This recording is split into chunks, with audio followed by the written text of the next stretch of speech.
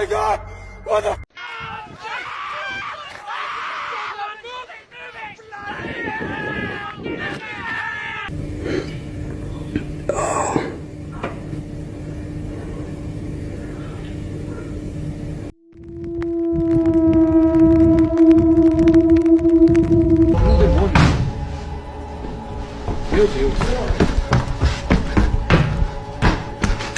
El Señor esté con ustedes y con tu espíritu.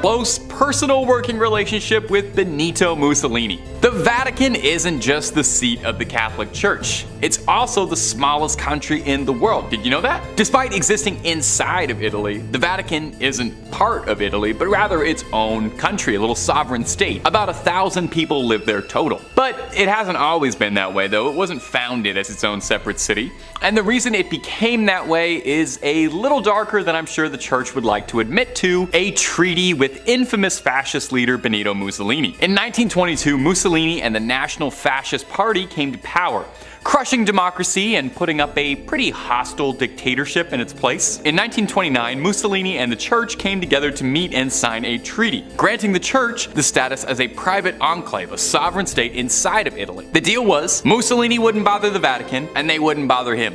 Mussolini even paid out a massive settlement, which the church invested and is believed to have been valued at $780 million, alongside the church getting tax exemption status and priests getting a healthy salary from the Italian government. All of those benefits you can thank fascist leader Benito Mussolini for. Perhaps most illuminating, however, was a clause that protected the Vatican's dignity, so to speak, meaning as part of their laws as a sovereign state, they were allowed to arrest and try anyone who criticized the people and the church. In exchange for signing this treaty, the Catholic Church publicly supported the fascist dictatorship and was recognized as Italy's official government. The Vatican's own newspaper printed shortly after the deal went down, "Italy has been given back to God, and God to Italy." And they had the support of someone who was involved in hundreds of thousands of deaths to thank.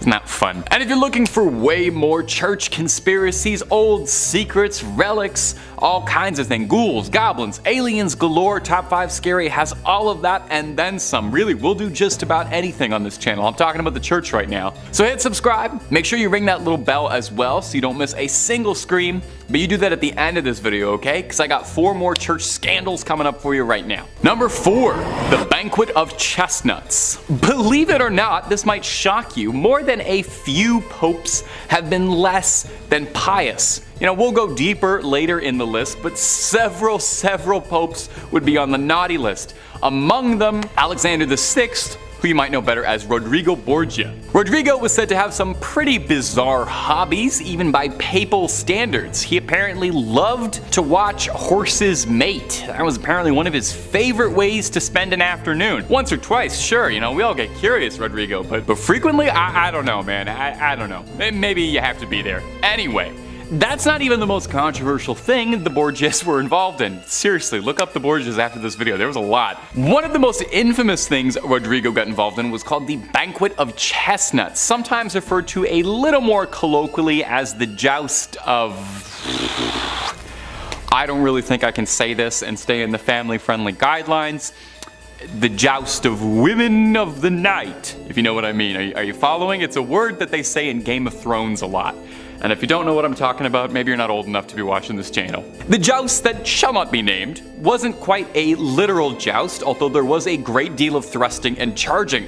Excuse me. Cesare Borgia, real-life Jaime Lannister and one-time Assassin's Creed Brotherhood villain, arranged a banquet in his chambers in the Vatican with 50 of the hardest-working courtesans of the time. They danced after dinner, then disrobed, and then the joust began. Rodrigo and his family gleefully threw chestnuts on the floor, forcing forcing the women to grovel around their feet like swine. They offered prizes, clothes, jewelry, all sorts of baubles for the man who could fornicate with the most courtesans, that's pretty interesting.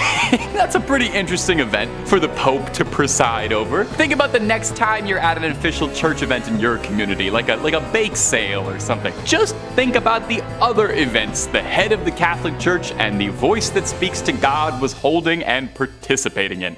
Number 3, killing Joan of Arc over pants. Joan of Arc is a very familiar name to Catholics and, well, just about everybody. She's a pretty famous historical figure. You probably know her famously as a saint. You might recognize her as a force for feminism. I think she was in one of the Bill and Ted movies. Well, her status as a saint came a long time after some trouble she was embroiled in with the church, who at one time saw her as an enemy to their very ideals, going so far as to consider her their #1 enemy.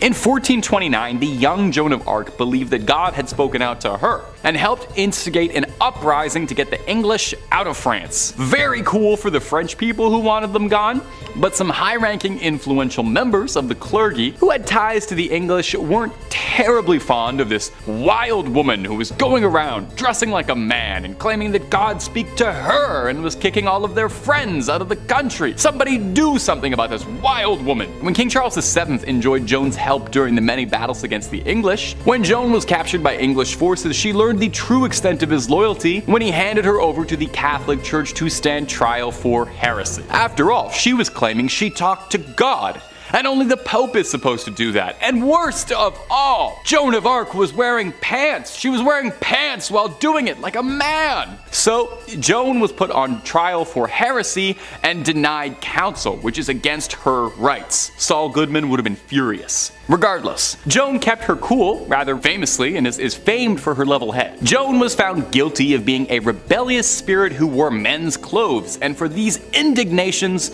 was burned alive at the stake in front of a cheering crowd. In 1456, some 25 years after her horrific death, King Charles VII felt kind of bad about that whole ordeal, ordered an investigation, and made her a martyr. It wasn't until 1920 that she was officially canonized as a saint. Think of it like a heavenly apology. I'm sure the water's fine, I'm sure the air is cool, no bad blood between Joan and the Catholic Church. I bet she's having a great time. I'm sure she appreciated it. Number 2, buying redemption. Can man find redemption? Can the weight of our sins be undone? Can a person truly change his course? Can an evil man become good? These lofty questions have dominated the hearts of man for years, inspiring countless great works of art and philosophical conundrum. At religion's heart is the concept of salvation and redemption, so it might strike you as more than a little bit bizarre that at one point in time, the Catholic Church was selling absolution for a price tag. Now, before we get into that, we need to talk quickly about an indulgence. No, not eating an extra large cheese pizza by yourself, but that is an indulgence of sorts. If you're like me and you've skipped Sunday Mass for the last 26 years, basically an indulgence in Catholic terms is sort of like a plan or a plea for absolving your sins. Something you have to do to absolve yourself. 30 Hail Marys, confession, that sort of stuff. In the early 15th century, after Pope Julius died, Pope Leo X would inherit the papacy. Leo loved the pleasures that came with being Pope. He loved the big hat. He loved spending lavishly. He loved voluptuous entertainment. He loved living like a king, not a pope. It took him 8 years to completely drain the Vatican's treasury, which other popes weren't really doing. So when St. Peter's Basilica was in the process of being rebuilt, they were plain out of money and needed a fundraiser. But instead of selling Girl Guide cookies door to door, Leo announced that anyone who contributed money to the church would be granted an indulgence. Now, an indulgence was supposed to be a path laid out by a church for your betterment, but it was hawked as if you were buying a sin redemption ticket, like a get out of hell free card. Dominican friar John Testel was named the Grand Commissioner of Indulgences in Germany. Overseeing indulgences was his only job. That's the only thing this guy did, to give you a sense of how many people were doing this. He sold absolution for future sins you were planning to commit later. Pay a small fee, and if you kill a guy next week, totally fine. God says it's okay. Now, this probably worked pretty decent if you had a bit of coin, but if you were an average person, a serf like me, perhaps, you did your best to prepare for an eternity in hell. Salvation was just another pleasure the rich had, and hell is where us poors go. Unsurprisingly, someone got very upset about this new stance from the church. He was pretty upset about this. His name was Martin Luther, and he passive-aggressively left a note on some doors like an upset roommate, and I can't remember if anything ever came out of that, if anything ever happened to him in history. It's lost to time. It's probably unimportant. Number 1, the plot of Assassin's Creed 2 was real. If you've garnered anything from this video, I sincerely hope it's that the Pope oftentimes does not follow the rules. Yes, the guy interprets the will of God, and he's got a direct phone line to him directly, but that doesn't mean he has to follow every single one of his rules. We've already discussed some truly wild sins, horse mating, chestnut parties, spending money, but let's top it all off with the biggest one, a full-blown assassination conspiracy revolving around a pope ordering a hitman. And you just sit on that for a second. In the 1470s, Pope Sixtus IV hatched a scheme to rid Florence of the Medicis, who was the most influential family in the country at the time, with such power that they rivaled the church. The Medicis had served as the bankers for the papacy for generations, and as such were absurdly wealthy. Pope Sixtus kickstarted this conflict when he swapped the Medicis as the papal bankers to the Pzy family. Oh, no. The Medicis didn't want to fund the Pope's claim of the town of Imola, which the Medicis wanted to claim for themselves to lord over. So, something had to be done about these meddling Medicis. Pope Sixtus contracted 2 assassins to carry out the plot against Lorenzo and Giuliano de' Medici during Easter Mass on a Sunday, which just feels unbelievably disrespectful to me. If you're the Pope, I mean, ordering an assassin against anybody, morally gray, but doing it on Easter Mass? You're not even allowed to talk in church, but you can orchestrate a political assassin? I don't know. Now, if you're sitting listening to this and you're kind of wondering why some of this sounds vaguely familiar and you don't know why you recognize these names, it's because you might recognize this plotline in between jumping into bales of hay as being a major force in Assassin's Creed 2, where protagonist Ezio Auditore da Firenze ends up helping out Lorenzo Medici a great deal. Yes! The games were really inspired by true history, save for a few extendo blades and boss fights against the Pope. Rodrigo Borgia, as far as we know, never got into a fistfight with any assassins and wasn't killed by Cesare, but I digress. If you remember from Assassin's Creed 2, Giuliano was fatally slain, but Lorenzo survived and rallied support of Florence in a war against the church. Ezio picked off conspirators, and then sailed to Naples to meet King Ferdinand to discuss a peaceful solution to the bubbling war. So in the end, the plot failed drastically because all it really did was make people think that Lorenzo Medici was the coolest guy around and brought intense shame to Pope Sixtus, and it inspired one of the best games Ubisoft ever made. Number 5, St. Catherine's head. Coming up first on our list of strange artifacts that the Catholic Church has hidden away is the severed, mummified head of the revered St. Catherine of Siena. You wouldn't really expect there to be a severed head kept out on display, but it is an important head, I've come to understand. When she was young, St. Catherine had a vision of Jesus on a throne surrounded by saints. Afterwards, she devoted her life to Catholicism and she gave herself to the nunnery, cut her hair, scalded herself, and took a vow of celibacy. At 28, Catherine was said to have received the stigmata when 5 red rays shot out of the crucifix she was praying to and pierced her hands, her feet, and her heart. But these were far from the only miracles attributed to the lovely St. Catherine, however. She was said to be seen levitating once during prayer, and even once a priest said he saw a Holy Communion fly from his hand directly into her mouth. Now, I will be honest, that does make her sound a bit like a saintly golden retriever, but okay. Catherine would pass at the young age of 33 and would be canonized a century later. If you don't know, that's a fancy word for being made into a saint post-mortem. While she passed in Rome, there was some disagreement as to where the young saint should be laid to rest eternally. Her hometown of Siena quite wanted her body back. Her spiritual leader, Raymond of Capua, knew he wouldn't really be able to smuggle her entire body past guards in Rome, so he elected to just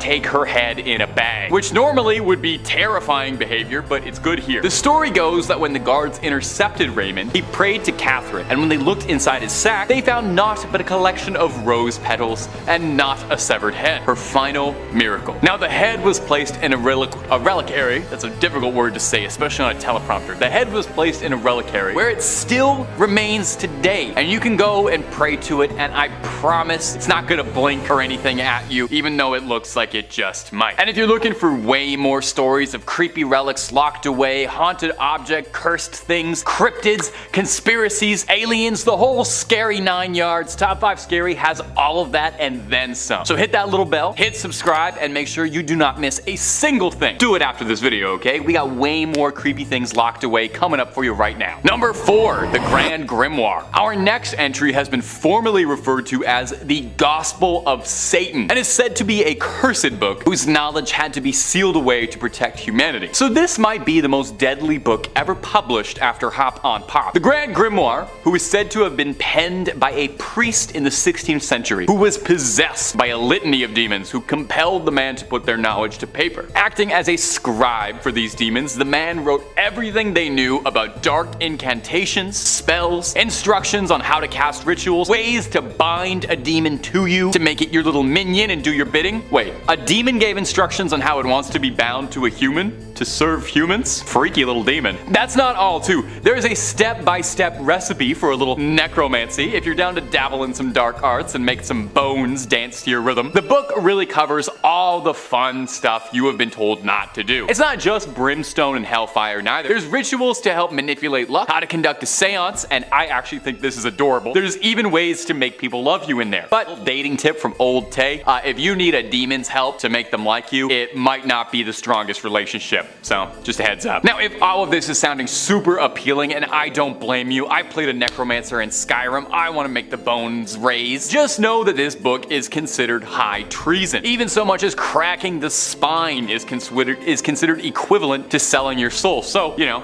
maybe hold off on that Amazon order for a bit. Also, I'm pretty sure the copy they're selling on Amazon is not the original, because due to the book's cursed reputation, the original copy is said to be locked away in the Vatican's secret archives, and I'm sorry, but no matter how many times you ask, they're not gonna let you look at it, even if you swear you're just taking a little peek just to look at the illustrations and maybe the dedications. They're gonna keep it locked up.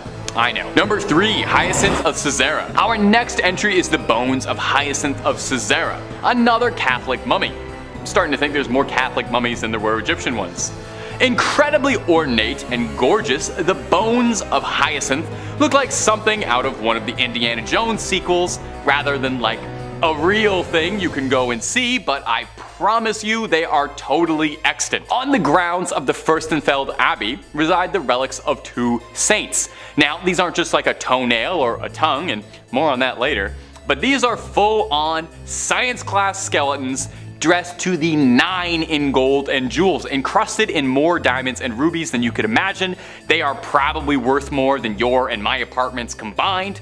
Old Hyacinth, Pzy, as he liked to be called by his friends, was an obscure martyr from the early days of Christianity, slain by the Romans for his faith. We know precious little about him today, but we know that his name appears in a list of martyrs from the 4th century, which suggests that he used to be pretty important, and he was popular enough to write his name down on a list, much like what I'm doing right now. Look at how history repeats itself like that. Isn't that fascinating? Now, Hyacinth's skeleton showed up at the Church of the Assumption in, I'm going to excuse the pronunciation here, Fürstenfeldbruck near Munich at an unknown date. Did somebody just drop him off? Somebody just dumped a bag of bones on the front step like he's a baby you're giving up for adoption at the fire station? No more questions. The church was sacked by the Swedish army in the 17th century, and when it was rebuilt, they really went all out with the decor, going over the top, a little baroque, including a skeleton decked out in bling, looking like he is about to take over the skeleton rap scene. So that's Hyacinth, largely not remembered in life for any particular reason beyond being slain for his religion, and remembered forever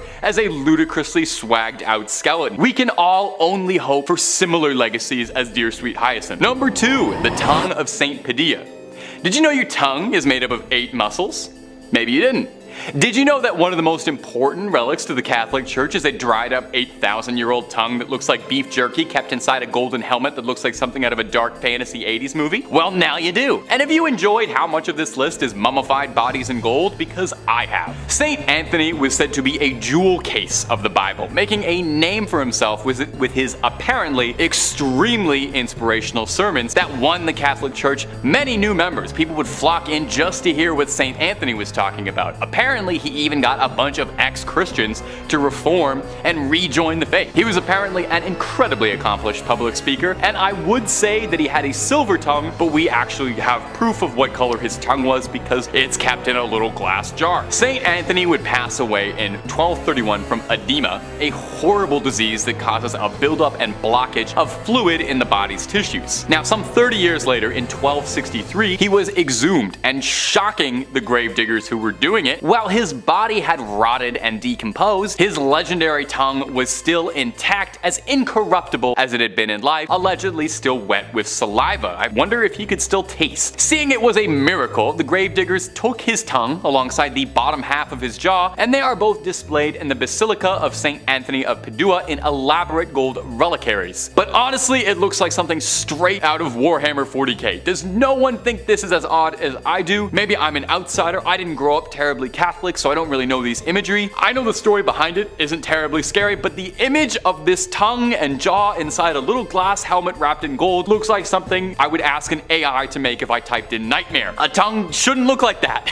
And I feel like a jaw shouldn't look like that either. Am I alone in this? Am I weird for thinking this is weird? You let me know down below in the comments if maybe I just lack context on all of this. And number 1, Camillus de Lellis' heart. Camillus de Lellis was a man with a big heart full of love, never ending in generosity. We know just how big his heart is because it is kept in a glass jar and it is salted to preserve its legacy. Whoa. Camillus started out pretty humble, born in 16th century Naples. He would later become a soldier until a brutal gambling problem would end up overtaking his life, leaving him in rags driving a donkey cart, but he knew that a far better life was out there. Eventually, he was urged by a friar to explore the lighter side of his soul, and eventually someone was able to pierce his heart both figuratively and later literally, and persuaded him into seeking divine retribution. Camillus would devote his life to providing for the ailing, but tragically, and perhaps unsurprisingly if you spent all your time around sick people before modern medicine, a lifetime of caring for the sick led to him also becoming gravely ill,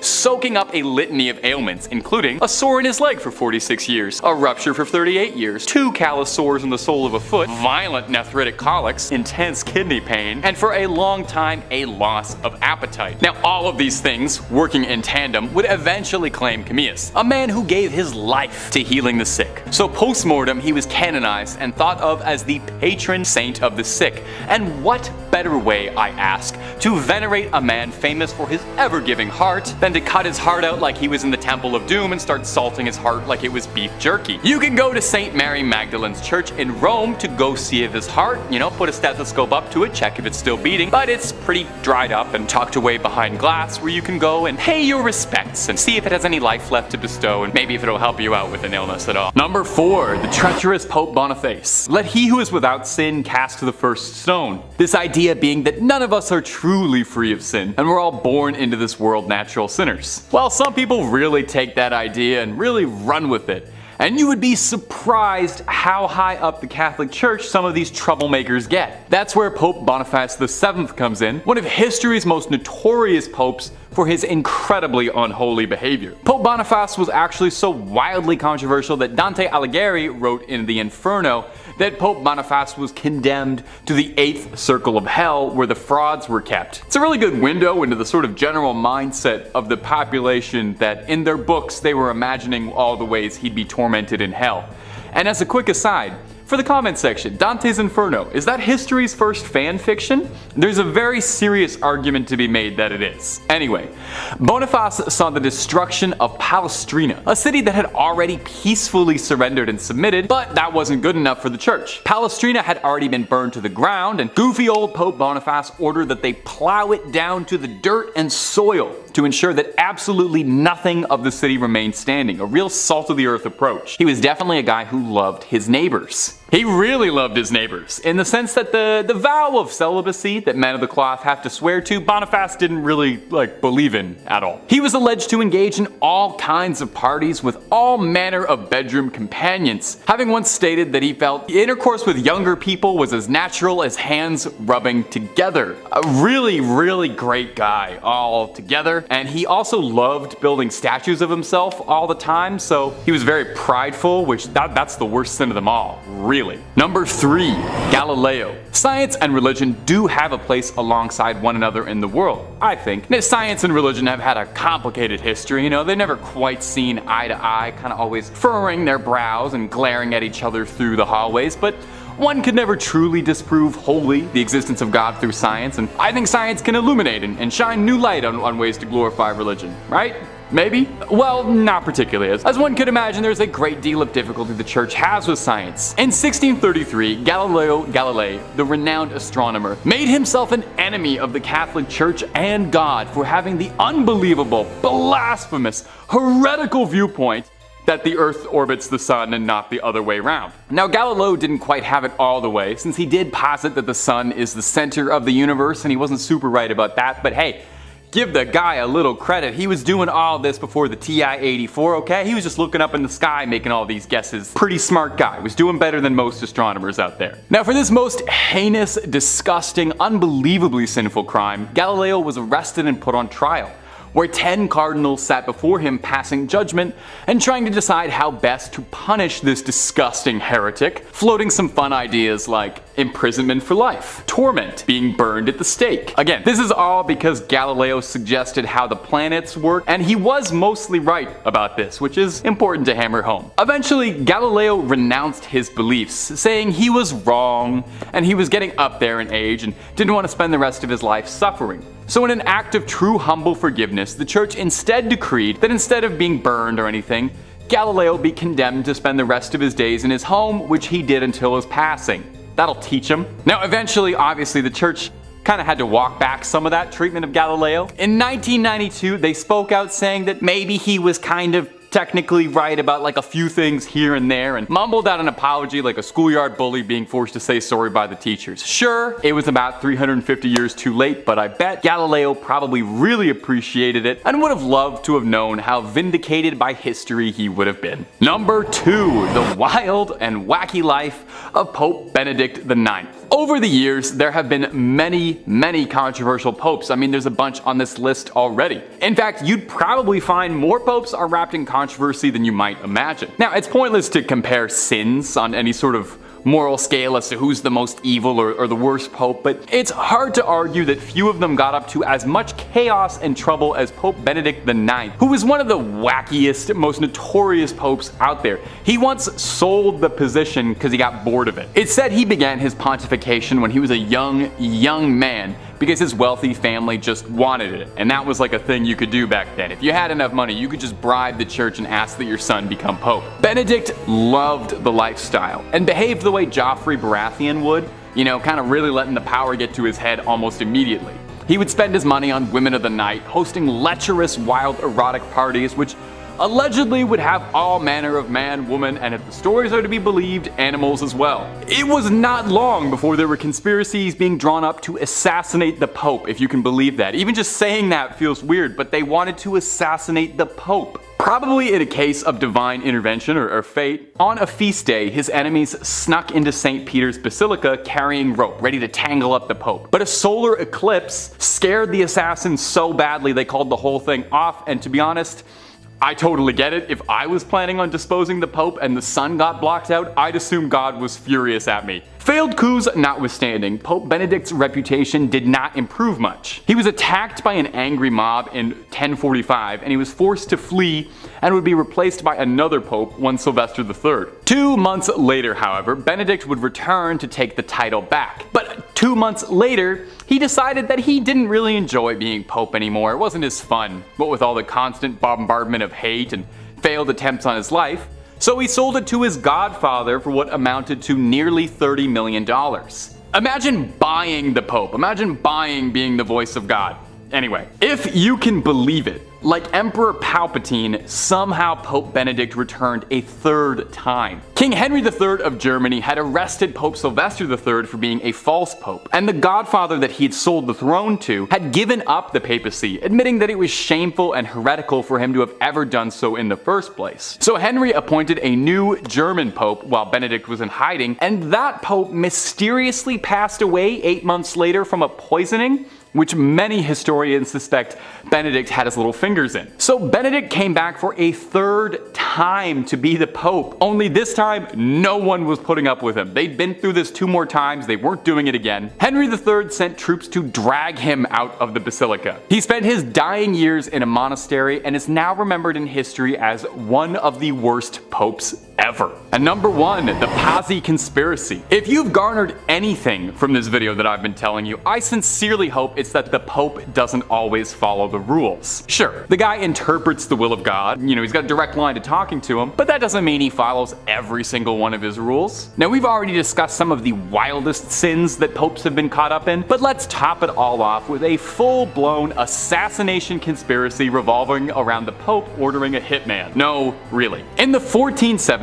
Pope Sixtus IV hatched a scheme to rid Florence of the Medicis, the most influential family in the country at the time, rivaling the church. The Medicis had served as the bankers for the papacy for generations, and as such were loaded. Pope Sixtus kickstarted this conflict when he changed the Medicis over as the bankers to the Pzy family, who were more loyal to him. The Medicis didn't want to pay to help the Pope claim the town of Imola, which the Medicis themselves wanted to lord over. So, with these in the way, the Pope thought that something had to be done about these meddling Medicis. So Sixtus contracted 2 assassins to carry out the plot against Lorenzo and Giuliano de' Medici during Easter Mass on Sunday, which just feels unbelievably disrespectful if you're the Pope, You can't talk in church, but you can orchestrate a political assassination. That's fine to do on Sunday, on Easter Sunday? Now, if you're sitting here listening to this and you're kind of scratching your head because you feel like all of this sounds a bit familiar, imagine you have a white hood on and you're jumping into a bale of hay, because this was a driving plotline in Assassin's Creed 2, where protagonist Ezio ends up helping out Lorenzo Medici a great deal. Yeah, no, the games were really inspired by true history, save for a few extendo blades and boss fights against the Pope, but a lot of that stuff really did happen. History is just as weird as the video games make it out to be. Now, if you remember from Assassin's Creed 2, Giuliano was fatally slain, but Lorenzo survived and rallied support of Florence in a war against the church. Lorenzo picked off conspirators and then sailed to Naples to meet King Ferdinand to discuss a peaceful solution to the bubbling war. There's a reason they called him Il Magnifico. This guy was great at strategy. In the end, the plot failed drastically because all it really did was cement people's support to Lorenzo Medici. People loved the fact that he survived an assassination. They made a medal commemorating this for him, and it brought shame to Pope Sixtus, and it inspired one of the best games Ubisoft ever put out.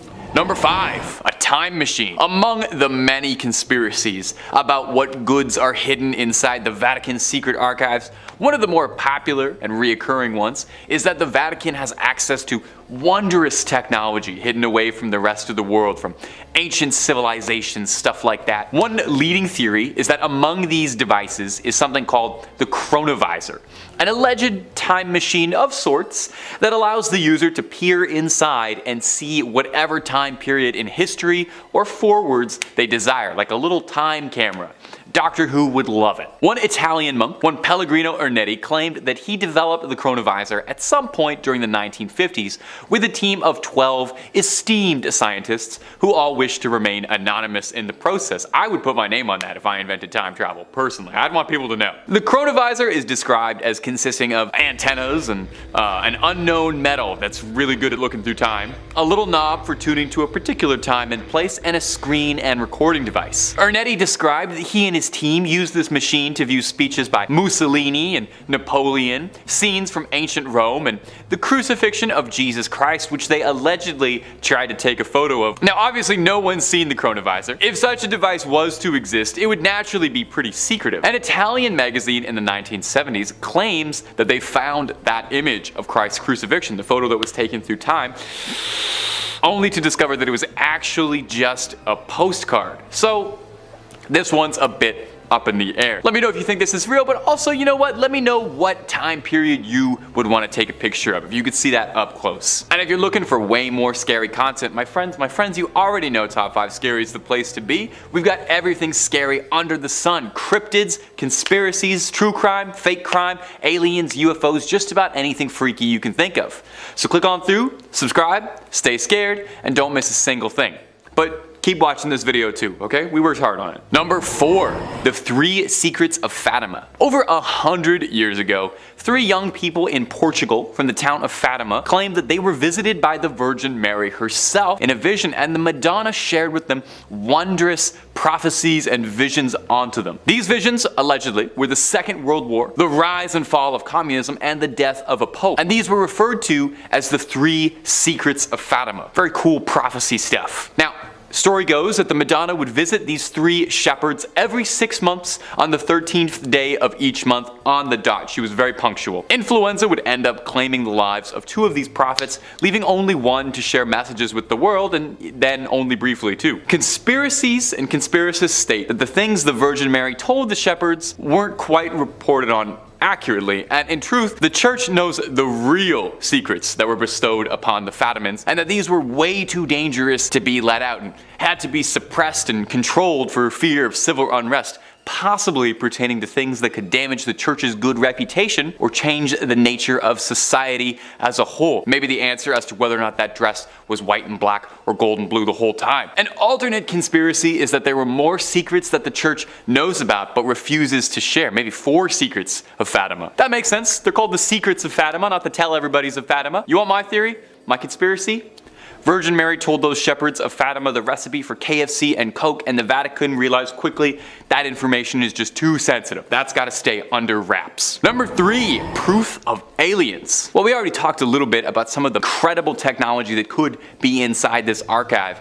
And it's thought that the Vatican has all sorts of incredible information hidden away in its vaults that humanity, we're just not ready to know about. We're not grown up enough. One of the other leading ones is that theorists speculate that inside those secret archives is indisputable hard evidence of extraterrestrial life, that they're harboring alien skulls and remnants of amazing technology, I guess on borrow from Area 51's collection it's traveling. So the story goes that in the late 1960s, during renovations of the Vatican's archives, excavators uncovered alien skulls beneath the Vatican archives, and somewhere the Predator is so upset that he lost those. Is it possible that they worried that if proof of extraterrestrial life got out into the wild, it would discredit belief out there? It wouldn't be the first time. Galileo was famously locked up for his wild beliefs about the celestial bodies that would turn out to be fairly true. So would aliens be any different? Really a different story? A Russian engineer named Genrikh Markovich Ludwig was an esteemed scholar who in the 1920s was invited to the secret archives to study. A very prestigious position offered to less than 1,000 scholars a year. According to him, while there, he uncovered documentations that discussed the influence of aliens on civilizations like the Egyptians, the Mayans, the Mesopotamians. Ludwig found records of use of atomic weaponry predating the Manhattan Project, suggesting that this hyper-advanced technology had been in use for years, and humanity's leaps and progress were all reverse engineered from our visitors. Maybe the pyramids really were aliens. Would certainly be something if that ever came out. I hope in our lifetime, I hope we get to see some aliens, and I hope we get to see an alien elected pope someday. Personally. Number 2, proof Jesus never existed.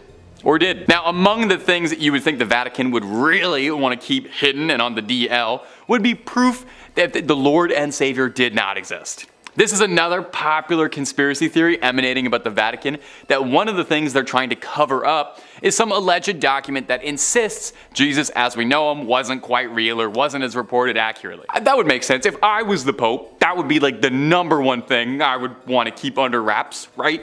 That would probably destroy the church overnight if that ever came out. Now, on the inverse of this theory is a similar theory, totally different direction though, stating that the Vatican's secret archives contains indisputable proof that Jesus did exist, including correspondences between St. Paul and Emperor Nero, history's favorite bad boy, contemporary paintings and depictions of the man, which would be pretty groundbreaking. You'd wonder though, if they have that, why would they keep that secret? I would leak that one. Now, if you believe this conspiracy and you can carry on with it, it does get a little wild.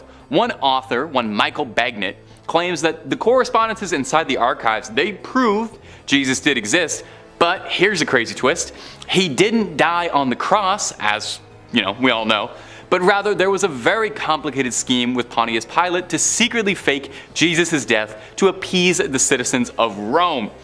sounds a little bit more like the plotline to a Dan Brown novel. It's a little fantastical, and if true, would probably be the greatest conspiracy theory in human history, and maybe humanity's most tightly guarded secrets if there's any weight to it. So definitely, if they knew that, they would probably keep that under wraps, keep that in a drawer, locked up tight, not let anybody see that. Number 1, the Illuminati. Maybe this is one of the most widespread conspiratorial beliefs, maybe one of the oldest conspiracy theories out there, really, is that the Illuminati, the centuries-old secret society that once started in Bavaria, would eventually grow into an organization capable of challenging the church and overtaking it.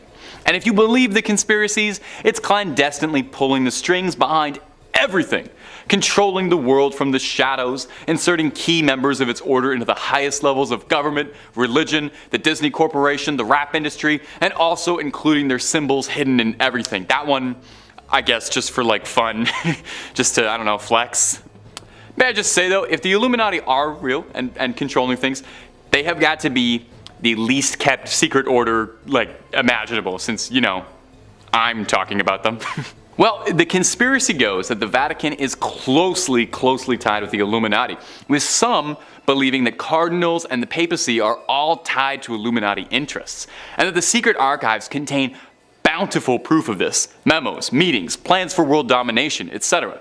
The Vatican's archives date back centuries, nearly 1,000 years worth of old papers, with some documents containing secrets of the Knights Templar, who are thought to be the originators of Freemasonry, the group that would become tied with the Illuminati. That's who the Illuminati was based on. Surely some of those Knight Templar meeting minutes would be particularly illuminating, if you'll pardon that absolutely horrible pun. Of all the ones on this list, I think this one is the most outright likely, since we know the Illuminati did stem from the Freemasons, and we know that there was a real Illuminati. That's an indisputable fact. And we know the Knights Templar, we know all of these groups did exist, and it's very likely that there are some secrets inside the Vatican's archive containing references to those 3 groups that could fuel the plot lines for the next 12 years of Assassin's Creed games. We got some good conspiracy stuff in there. Number 5, Hans Schmidt. I think all of us, we want to be remembered for something amazing someday, right? That's only human.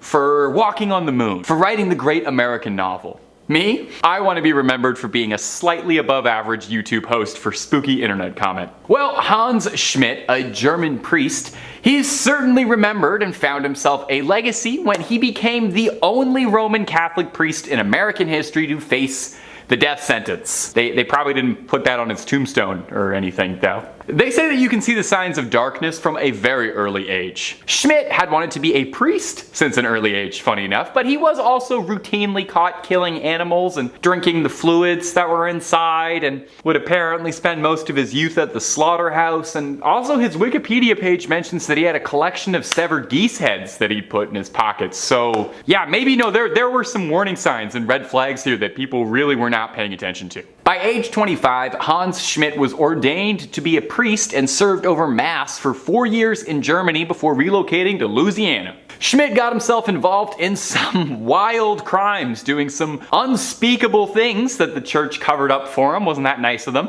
And they once again found him on the move, and he was sent to Manhattan at St. Boniface Church. Here, Schmidt would meet with the love of his life, Anna Muller. He became immediately obsessed with her, claiming that it was God's will he fall in love with her. Oh my god, ladies, don't you just hate it when a guy pulls the old, oh, it's God's will, it's God's will, all the time, eh? He began an affair with her, and he held a secret wedding, vowing to leave the cloth with her. When Muller became pregnant, Schmidt knew he would be outed for disobeying the oath of priesthood. So, being a reasonable thinking man of God, Schmidt's solution was to slit her throat and remove her limbs and throw it in the Hudson River, and then went to Mass the next day. Oh, no, that's actually not very priest-like at all. Schmidt was tried, convicted, and executed in Sing Sing prison, where, like I mentioned earlier, he remains the only American priest that's ever happened to. Although from what I've learned about the guy, I don't think anyone would complain too much that happened. I don't know if this was a huge loss. And if you're looking for way more stories of creepy crawlies, ghosts, goblins, conspiracies, and basically anything freaky under the sun and above it that you can think up, hit subscribe for Top 5 Scary and don't miss a single scream. Make sure you hit that little bell, but do it at the end of this video if you wouldn't mind. Number 4, Gerald Robinson. Hey, a little hypothetical question. If you're a priest, how much Satanism are you allowed to dabble in? Probably not much, right? They probably would prefer that be like as zero as possible. Gerald Robinson was a Catholic priest, but was living a double life, practicing satanic rituals in secret with horrifying consequence. In the 1980s, Robinson was the chaplain at Mercy Hospital in Toledo, where he ministered over the terminally ill. The caretaker of the chapel there was a nun named Sister Margaret Ann Powell, a kindly old woman. Shockingly and horrifyingly, Paul was killed after being stabbed 31 times, with 9 times in a deliberate shape of an inverted cross, and a smear across her forehead symbolizing a mockery of last rites. Police suspected someone was trying to humiliate Paul in death. Father Robinson was questioned, but not charged. A clergyman took Father Robinson out of his questioning, and the case would freeze for nearly 30 years. Reports on the case would disappear, and police believed there was a conspiracy of a cover-up. It wasn't until late in 2003 when police received a letter from a woman using the name Survivor Doe, claiming that she had suffered under the hands of Father Robinson, who had been assaulting women and practicing satanic rituals up to and including human sacrifice. With these new, lofty allegations, authorities reopened the case, and upon searching Robinson's apartment, discovered a sword-shaped letter opener that fit the wound in the nun's body like a key to a lock, according to prosecutors. What a charming turn of a phrase for a horrible thing. In 2006, Robinson was charged, and hopefully Sister Paul was able to find some peace in the afterlife after such a mortifying ordeal. Number 3, Father Daniel Petrico. When you take the cloth, you get called on for all sorts of things: marriages, funeral rites, confessions, and in the extreme cases, exorcisms, where you're the last line of spiritual defense against a demonic spirit that has taken host of someone else's body. Of course, exorcisms don't always go the way that you would hope. You know, sometimes a little pea soup gets fired across the room. Sometimes the person you're exorcising accidentally dies from your neglect. You know, anything can happen, really. Father Daniel Petrico believed that a member of his flock, a nun in the convent, one Sister Marcia Corici,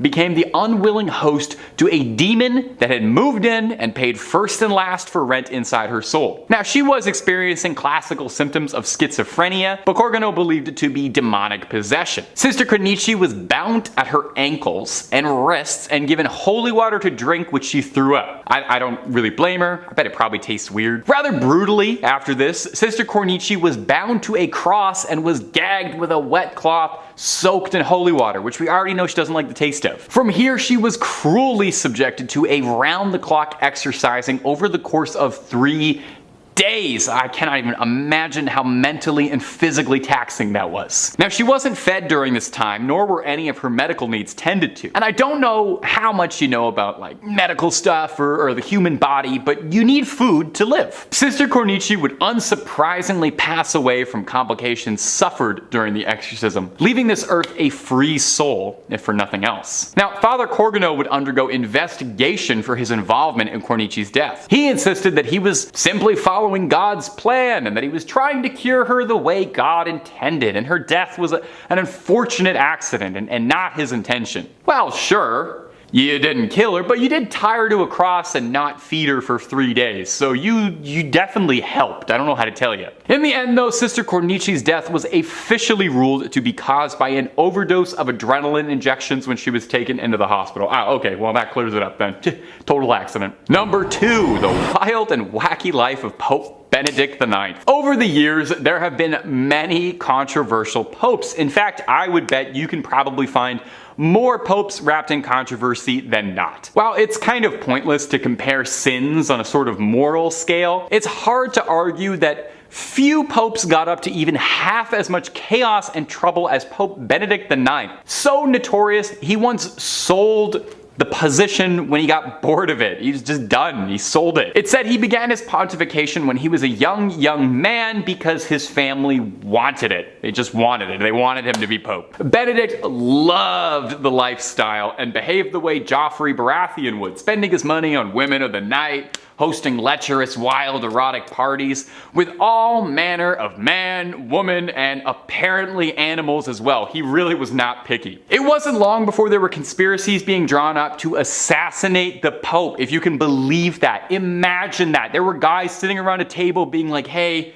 we gotta do something about the Pope. I think we have to assassinate him. Possibly in a case of divine intervention, his enemies on a feast day snuck into St. Peter's Basilica, carrying rope ready to strangle Benedict, but a solar eclipse of the sun scared the assassins so badly they called the whole plan off. And fair. If I was planning to dispose of the Pope and then like 5 minutes beforehand I saw the sun get blackened out, I would assume God was gonna strike me down then and there.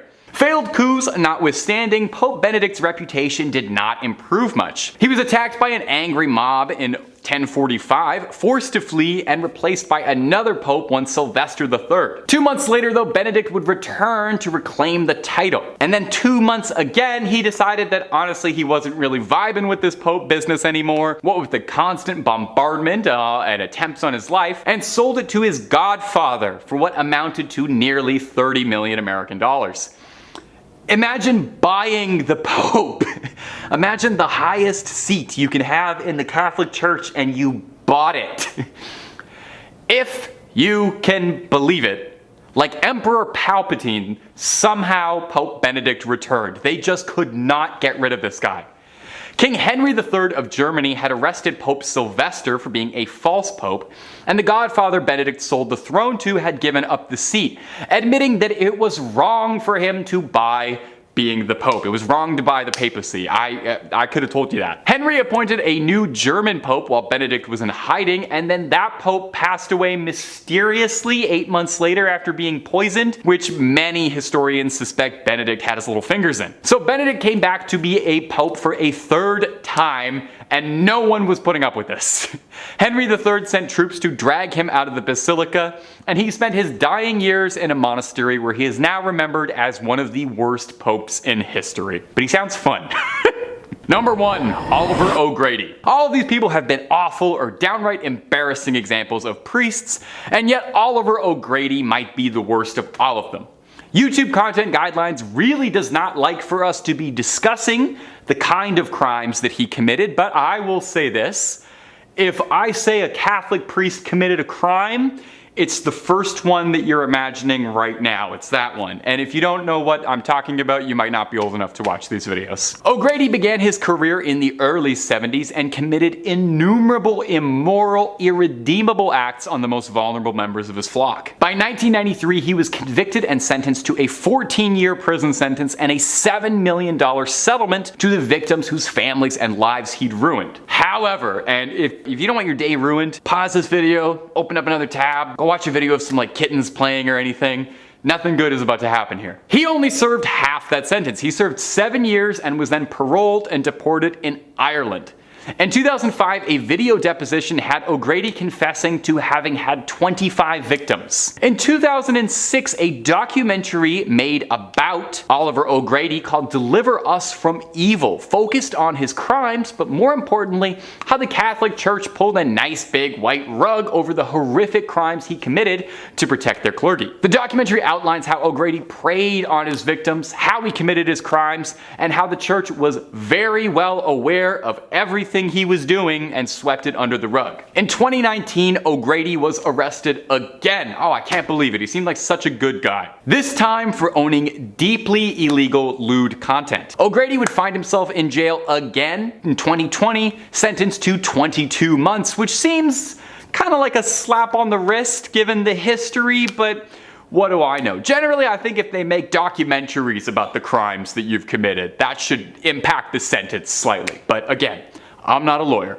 I'm just a YouTube host, and I'm just Tay. Kicking off this list in 5th place, we have the possibility of proof of alien life. In 1998, news reports emerged that strange, elongated, distinctly alien-looking skulls had been found during a restoration of the Vatican Library, with many suggesting that the Vatican secret archives must be hiding evidence of extraterrestrials. Perhaps an understanding between the Vatican and extraterrestrials is too far out there, too convenient to contemplate. Except the Vatican itself does not run from ties to aliens. Consider the words of Cardinal Conrado Balducci, a high-ranking Vatican official since the 1960s and close friend to many popes, who in 1998 instructed followers to remember a paragraph of the New Testament where St. Paul refers to Christ as King of the universe, not only as King of the world. That means that all beings in the universe, including aliens, are reconcilable with God. Heck, the current pope has said he would baptize an alien, so I guess that's progress for the church? You tell me. In fourth place, we have Conscience Court. Yep, the Vatican has a secret court for sins based on conscience. Not proof, not evidence, but absolution from conscience. Bishops who handle such hearings are the Apostolic Penitentiary, also known as the Tribunal of Conscience. Created by Pope Alexander in 1179, it was a secret to the public until 2009. Wow, a secret they kept from the general public? Consider me less than surprised. The sins judged in this court vary from spitting out the desecration of a communion wafer to priests breaking their vows of celibacy. Spitting out communion's a sin? News to me. I can think of a lot of icky priests that should go to real court for how they broke their vows, not a court where they're simply forgiven. Sinners who seek absolution have to write a petition to the Holy See. They use pseudonyms to protect their identities and submit the petition to the tribunal. Tribunal considers the matter, but the decision-making lies with the major penitentiary, and if he is uncertain, then he submits the matter to the Pope.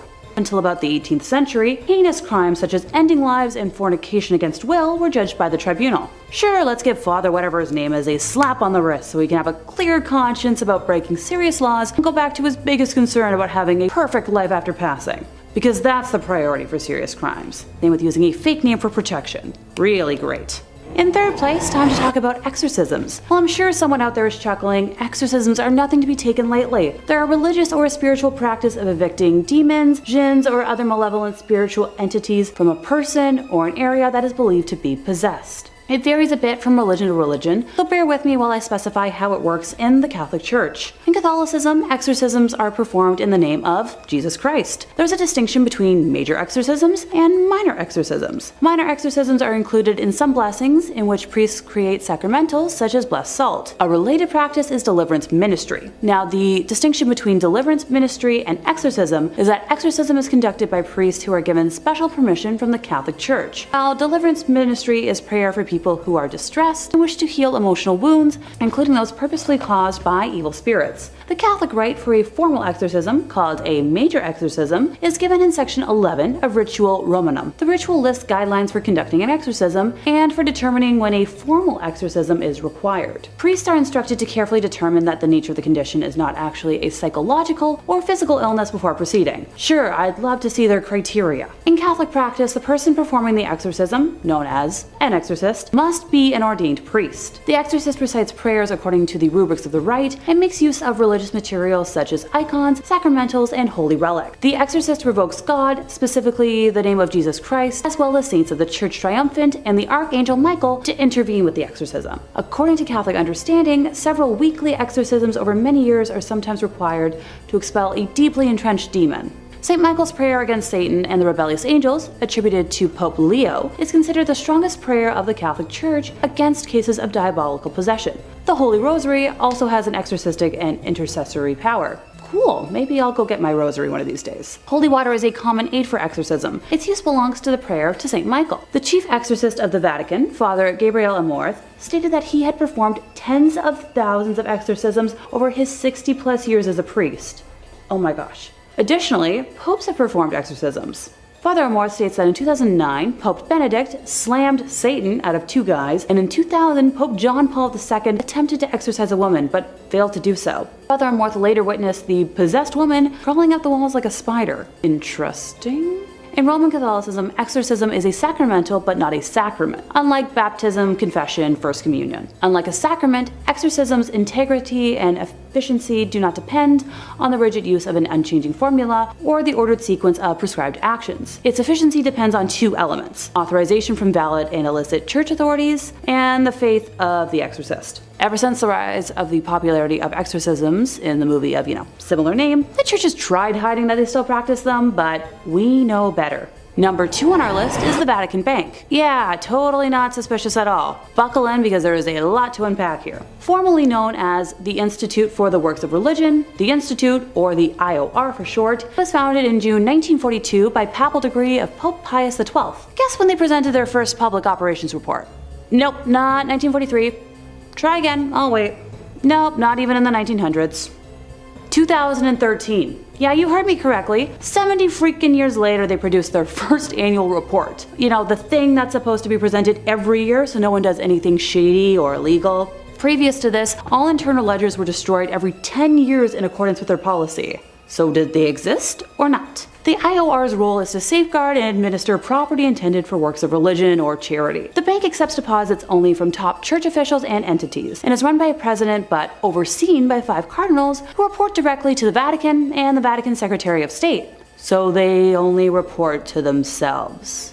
For reference, all banks that operate in Canada have to report to the Minister of Finance. Former bank president Ettore Tedeschi and the Vatican Bank have been investigated on 2 separate occasions for money laundering. Yeah, nobody saw that coming. In March of 2012, JP Morgan Chase closed a Vatican account in Milan after the IOR was unable to respond to questionable money transfers. In 2010, Italian authorities seized $30 million from a Vatican account at Italy's Credito Arciano Spa following allegations that the IOR violated anti-money laundering laws. Ettore and the bank were both denied wrongdoing, and no charges were ever filed. The money was released after IOR promised to pass measures to come into full compliance with international standards on money laundering and terrorism financing. Yeah, those measures, as of 2023, still have not been passed. In September of 2019, German Cardinal Reinhard Marx, who was in charge of the Vatican's Economic Council, confirmed that Pope Francis had instructed him to reduce costs in an effort to eliminate a deficit that is estimated to be around 70 million euros. Don't get excited.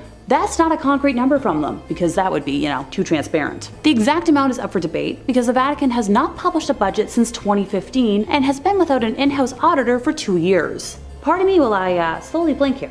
The Vatican enjoys a property tax break for all non-commercial properties containing a chapel. So using this loophole between the years 2006 and 2011, the Vatican evaded taxes that amounted to about 4 billion euros. The European Court of Justice ruled this illegal, and the Vatican had to cough up 4 billion euros as post-dated tax. Sure, because every normal organization has that kind of money just lying around. The Vatican did not entirely pay for evading taxes, and it's argued that if you take into account the taxes they evaded dating back to 1992, the total amount's going to be over 13 billion euros. That's right, billion.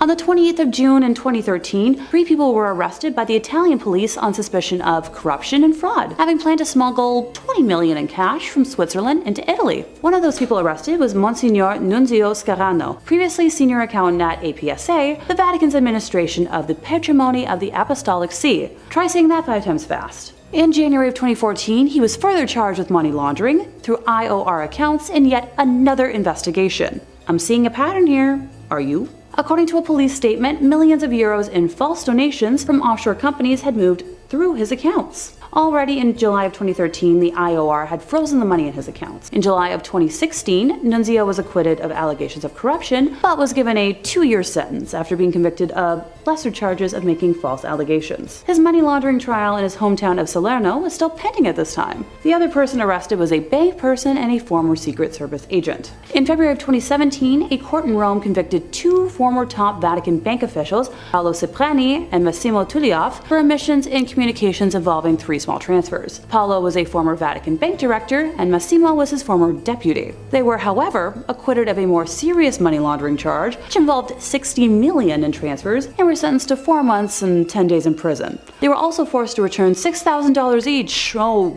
so glad they had to return so much of that money. In 2018, Vatican prosecutors indicted former Vatican Bank president Angelo Colloia and an attorney, Gabriele Liuzzo, for embezzling 62 million and using a real estate scam between 2001 and 2006. Oh yeah, totally a safe bank to put money in. And in first place, we have some unethical history German stuff. Thanks to guidelines, I have a lovely dictionary of words I cannot say, so I'll try to give y'all a little list right now. Yahtzee gonna represent a group that carries about, a very distinct flag, and evil dictator Schmiedler is their leader. I'll just use evil dictator or cruel dictator. I hope y'all can follow along, because things are about to get dicey. Remember that bank I just talked about? Yeah, time to get even more in depth. A filed lawsuit claims that during the dictator's reign, the Vatican Bank received at least 200 million Swiss francs from his puppet Utasha regime, money that his followers allegedly looted from groups of people they set out to eliminate. The class action suit, headed up by attorney Keelan Friesen at Minneapolis law firm Zimmerman Reed, involves 2,000 plaintiffs who are seeking an accounting of purported funds as well as restitution that can amount to around $200 million. The claim also names, unidentified Swiss, Austrian, Argentine, Spanish, Italian, Portuguese, and German banking institutions, where plaintiffs' lawyers say some of the plunder may have been routed to help the war criminals escape to Argentina. The suit relies on once classified documents from various countries that have been made public in recent years, as well as a 1998 U.S. government report issued by Commerce Undersecretary Stuart Eizenstat. Some of the report's most damning evidence appears in a 1946 intelligence memo from a U.S. Treasury agent named Emerson Bigelow, who states that the Swiss francs were held in, you guessed it, the Vatican for safekeeping. The Vatican has constantly denied allegations of receiving Yahtzee gold and said in its internal review that they showed no trace of such funds. Sure, I'm totally going to trust the internal review from a bank that destroyed their records for 70 years before going public. One of the reasons the Vatican has been criticized is that it refuses to open its archives as others have done. A key figure in helping the Utashi was Krunoslav Draganovic, a Croatian priest who was head of the College of San Girolamo in Rome. Men from Croatia who wanted to become priests lived at San Girolamo while studying for ordination. After World War II, the college served as a safe house for the Utashi underground. It is alleged that Draganovic had aided the military and civilian leaders who had been in power in Croatia and committed war crimes.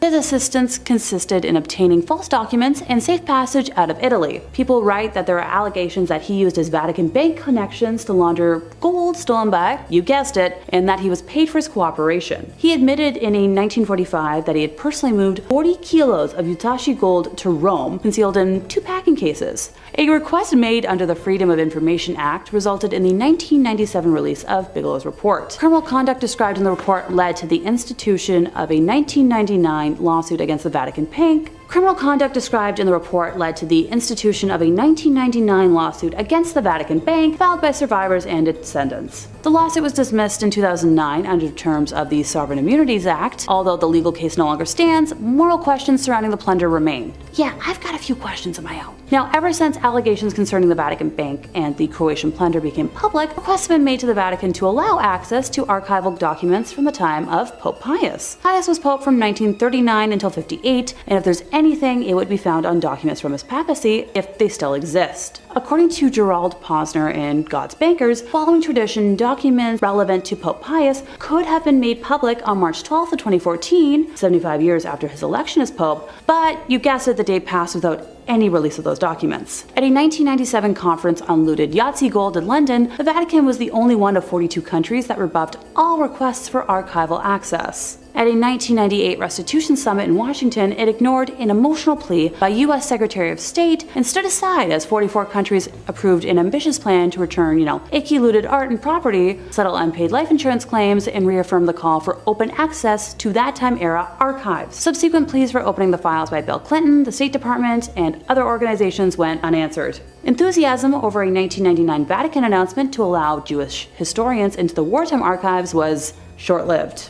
Access was limited to 5,000 documents that had been selected and published years earlier by 4 hand-picked academics. Number 5 on this list is the Templo Mayor ruins. So a church is typically defined as a place for Christian worship, but let's loosen up that definition just a little bit and start thinking about it as a building or landmark where people would have worshipped higher beings. If we start thinking about it like that, then the Templo Mayor ruins can certainly qualify. Mexico has a lot of haunted spots, but this is at the top of their list for sure. Gaurav Gupta writes, this archaeological site in Mexico has a blood-soaked past. It is a haunted Aztec civilization site that has made its presence felt throughout the time. Around 4,000 people were brutally killed to please Aztec gods. The priests would cut out the beating hearts from the victims' chests and then throw their lifeless bodies on the stairs of the Aztec temple. Aztec's last emperor, Cuauhtémoc, made his last stand invading Spanish armies before he was tortured and killed. This Aztec is now a museum, and tourists report strange sensational feelings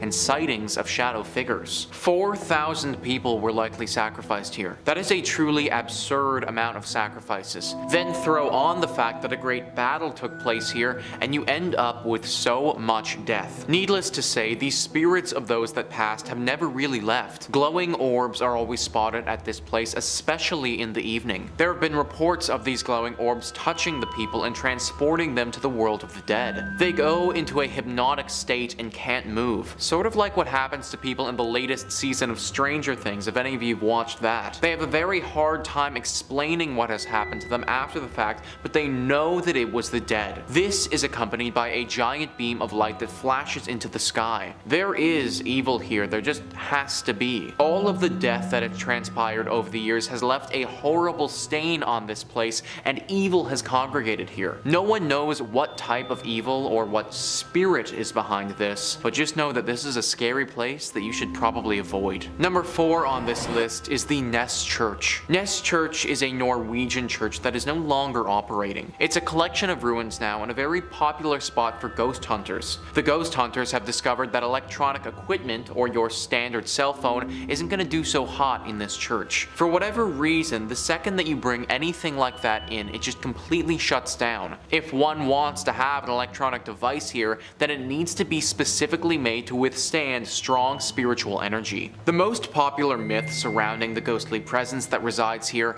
is a priest named Jacob Christian Finnegan. This was a priest who presided over this church from 1800 to 1837. Apparently he suffered a very grim fate here along with his children. It's thought that he and his children were killed by an evil gang who came through the church looting it. They killed the priest and then, ever so cruelly, bricked his children up and left them to die. This is only one variation of the tale though, because one legend actually says that the priest did this to his kids himself. Regardless of which one is historically accurate, they're both pretty bad. The screams of these children are frequently accompanied by the sighting of this priest. It's said that he will stalk those who come here and follow them around, giving them a horribly uneasy feeling. It's very likely that if you go by yourself, this ghostly priest will attack you and could do some serious damage. Maybe he wasn't evil when he was alive, but he certainly is now. Number 3 on this list is Greyfriars Kirk and Churchyard. As the name Greyfriars might hint, this church is located in Scotland. History Hit says, with the kirk tracing its origin to 1598 and the graveyard dating back even further to the 1560s, Greyfriars Kirk and Kirkyard in Edinburgh is said to be one of the most haunted religious sites in the world. Known for body snatching and violent ghosts, the famously fearsome site has even been referred to by Scottish poet Robert Louis Stevenson. The site's most famous ghost is the Mackenzie poltergeist. George Mackenzie, who was known during his lifetime as a ruthless persecutor of Scottish Covenanters, a Presbyterian movement in the 17th century. His spirit was reportedly released in 1999 when a homeless man looking for somewhere to sleep broke into his final resting place,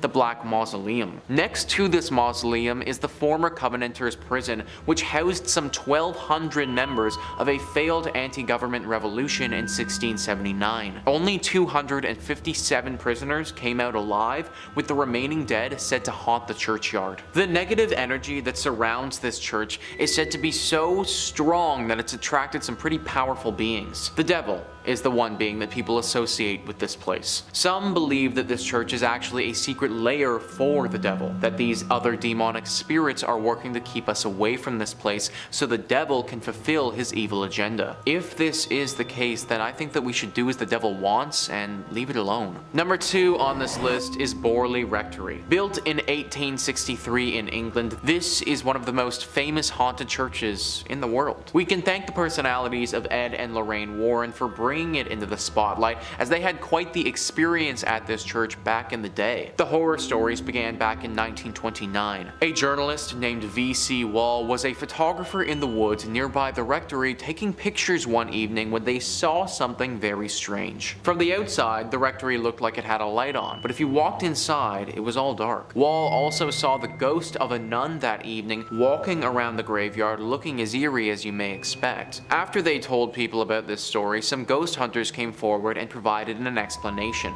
Back in the 1300s, there was a monastery here. At this monastery, a monk had a relationship with a nun. This was found out and resulted in deadly punishment for both people. The nun got it particularly bad though, because she was bricked up alive in the convent walls and left there to die. The 1929 story was the big one that kicked everything off, but after this happened, other stories started emerging. Stories about this land before the rectory was even built. world. Apparently this area of land was always haunted and dealing with ghostly presences. Strange rapping sounds, bells ringing, objects moving and flying around without anyone touching them are all very common sights at the Borley Rectory. The ghost of this nun is also a regular character here, making herself known to newcomers quite often. You may even see the ghost coach. A headless phantom coach driver is said to be around the area and will approach people every now and again and take them away. Why anyone would ever get into a coach driven by a headless ghost is beyond me, but apparently it happens. Everything about this rectory and land is evil, and it needs to be avoided. And finally, number 1 on this list is Nidaros Cathedral. This is not only Norway's most important cathedral, but also one of the most haunted as well. I mean, in all honesty, it literally looks like Dracula's castle if Dracula's castle was a cathedral. It was constructed in the 1300s, but the actual hauntings didn't begin until relatively recently in its lifetime. In 1924, Bishop Mary Gleditch saw something pretty scary and gruesome. The ghost of a monk who had a massive slash directly across his neck. Ever since that day, this monk is seen very regularly. Nobody knows why though. People and historians have looked through the history of this cathedral and can't seem to find any record of a big monk population ever staying here. However, it doesn't make sense that this random monk ghost would just show up out of nowhere, so you have to imagine that he was here at some point before. You also have to imagine that he got that cut on his neck here too. All of it is very dark and mysterious and makes you wonder what else happened here that wasn't documented. Coming in at number 5, we have Oradour Church in France. Located in central France, a few miles from Limoges lies a now abandoned town called Oradour-sur-Glane. The town is now filled with empty houses, train lines that are out of order and a sign of tragedy. With roadside walls pocked with bullet holes, fire marks, scorching stone houses, the church roof has gone through some massive explosion. This tragedy happened on June 10, 1944, when Adolf Diekmann received information from members of the Vichy regime that SS officers had been captured and were being held by members of the French resistance at Oradour-sur-Varus. Diekmann led his team to Oradour-sur-Glane intent on revenge. Whether he went to Oradour-sur-Glane instead of Oradour-sur-Varus on purpose or whether he mixed up the two towns because of the similarity in their names is something we will never know. The men of the village were quickly rounded up, then herded into a variety of surrounding barns and garages as the women and children were confined to the local church. Then a gas explosion was placed in the church and lit aflame. There was only a handful to survive the tragic accident that happened at the church of this town. With all the lives lost in the church and surrounding town of that night, it is said to be haunted by many spirits. As some witnesses report, as they stand at the church's windows at night, they see the dark spirits of the people who lost their lives walking through the ruined village's deserted streets. At the state, they often smell the aroma of burning wood and flesh as it lingers over this abandoned village. Until recently, the new residents would leave gifts along the border of the village of the martyred as a peace offering for the spirits that still haunt the church. In the end, we will never actually know the reason behind the attack upon the Oradour Church on June 10, 1944,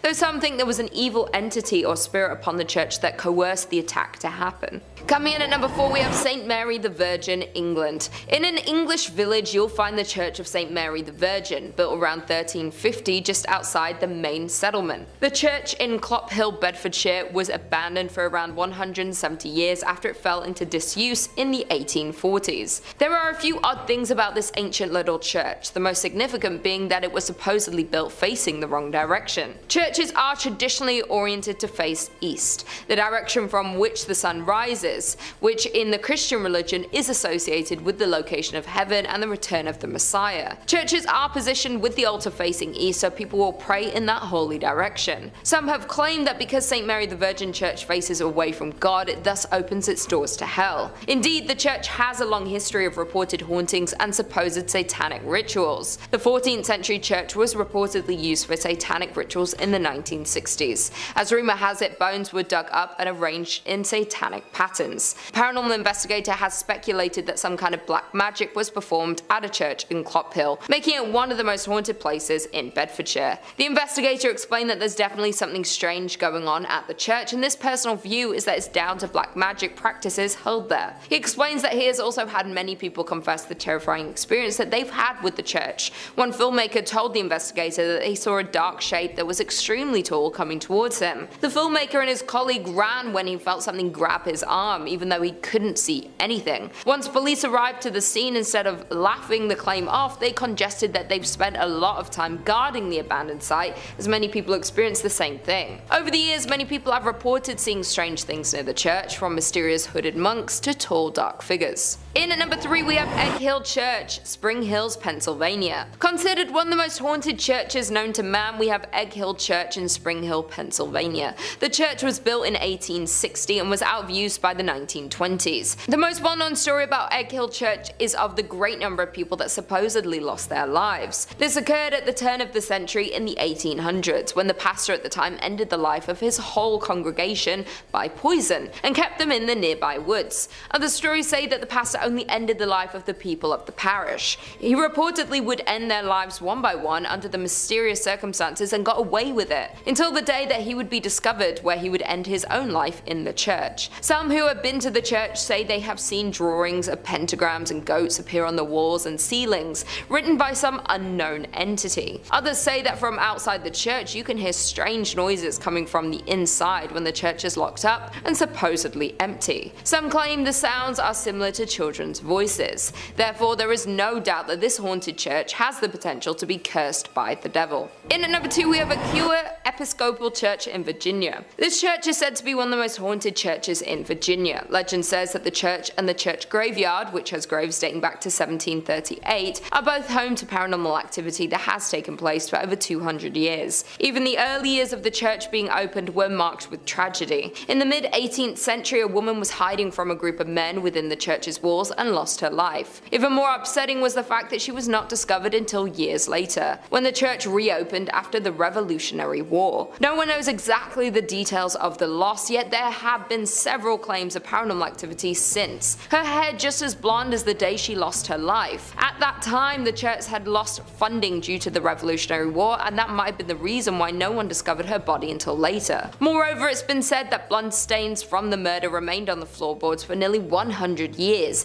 till it was replaced altogether with concrete. Many ghost stories worked their way through the community after the skeleton was discovered. Many parishioners refused to set foot in the church after dark. In the 1900s, people decided to seek evidence of hauntings for themselves. Many returned with chilling tales of having encountered an unfriendly presence. Built before the Civil War, this church is reportedly visited by the ghost of a soldier killed during the conflict. The most haunted part of the building is the church tower. Others claim that the reason for the haunting involves a young woman who was murdered there. The eerie lights and unexplained sounds are reason enough to stay away after dark. Even today, there is plenty of paranormal activity associated with the church grounds. Many visitors have reported hearing footsteps running through the graveyard, accompanied by the sound of a violent struggle. Others claim to see the figure of a young golden-haired woman peering from the balcony window. With all the tragedies and loss of lives that happen within the walls of this church, not to mention the paranormal activity, it's safe to assume that there is some evil spirits and energy cursing the church. And finally, in at number 1 we have St. Columcille, Ontario. Dating back to 1855,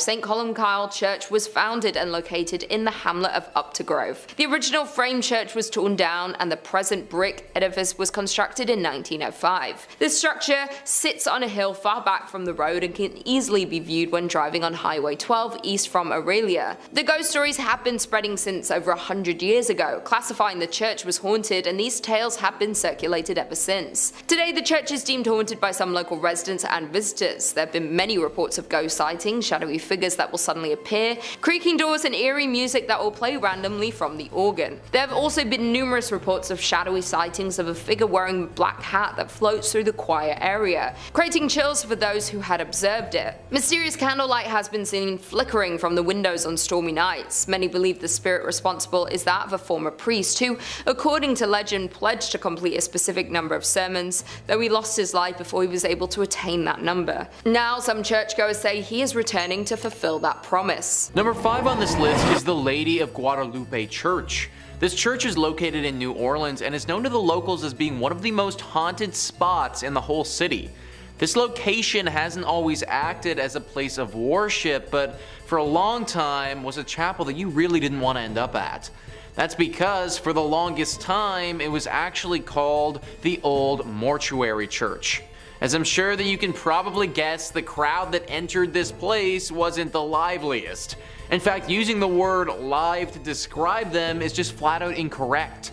New Orleans was hit hard many a time with epidemics, with yellow fever being especially bad. There were times during the city's history where the dead were too many to handle and they had to go somewhere. Enter in the old mortuary church. Thousands upon thousands of bodies have went through these doors over the years.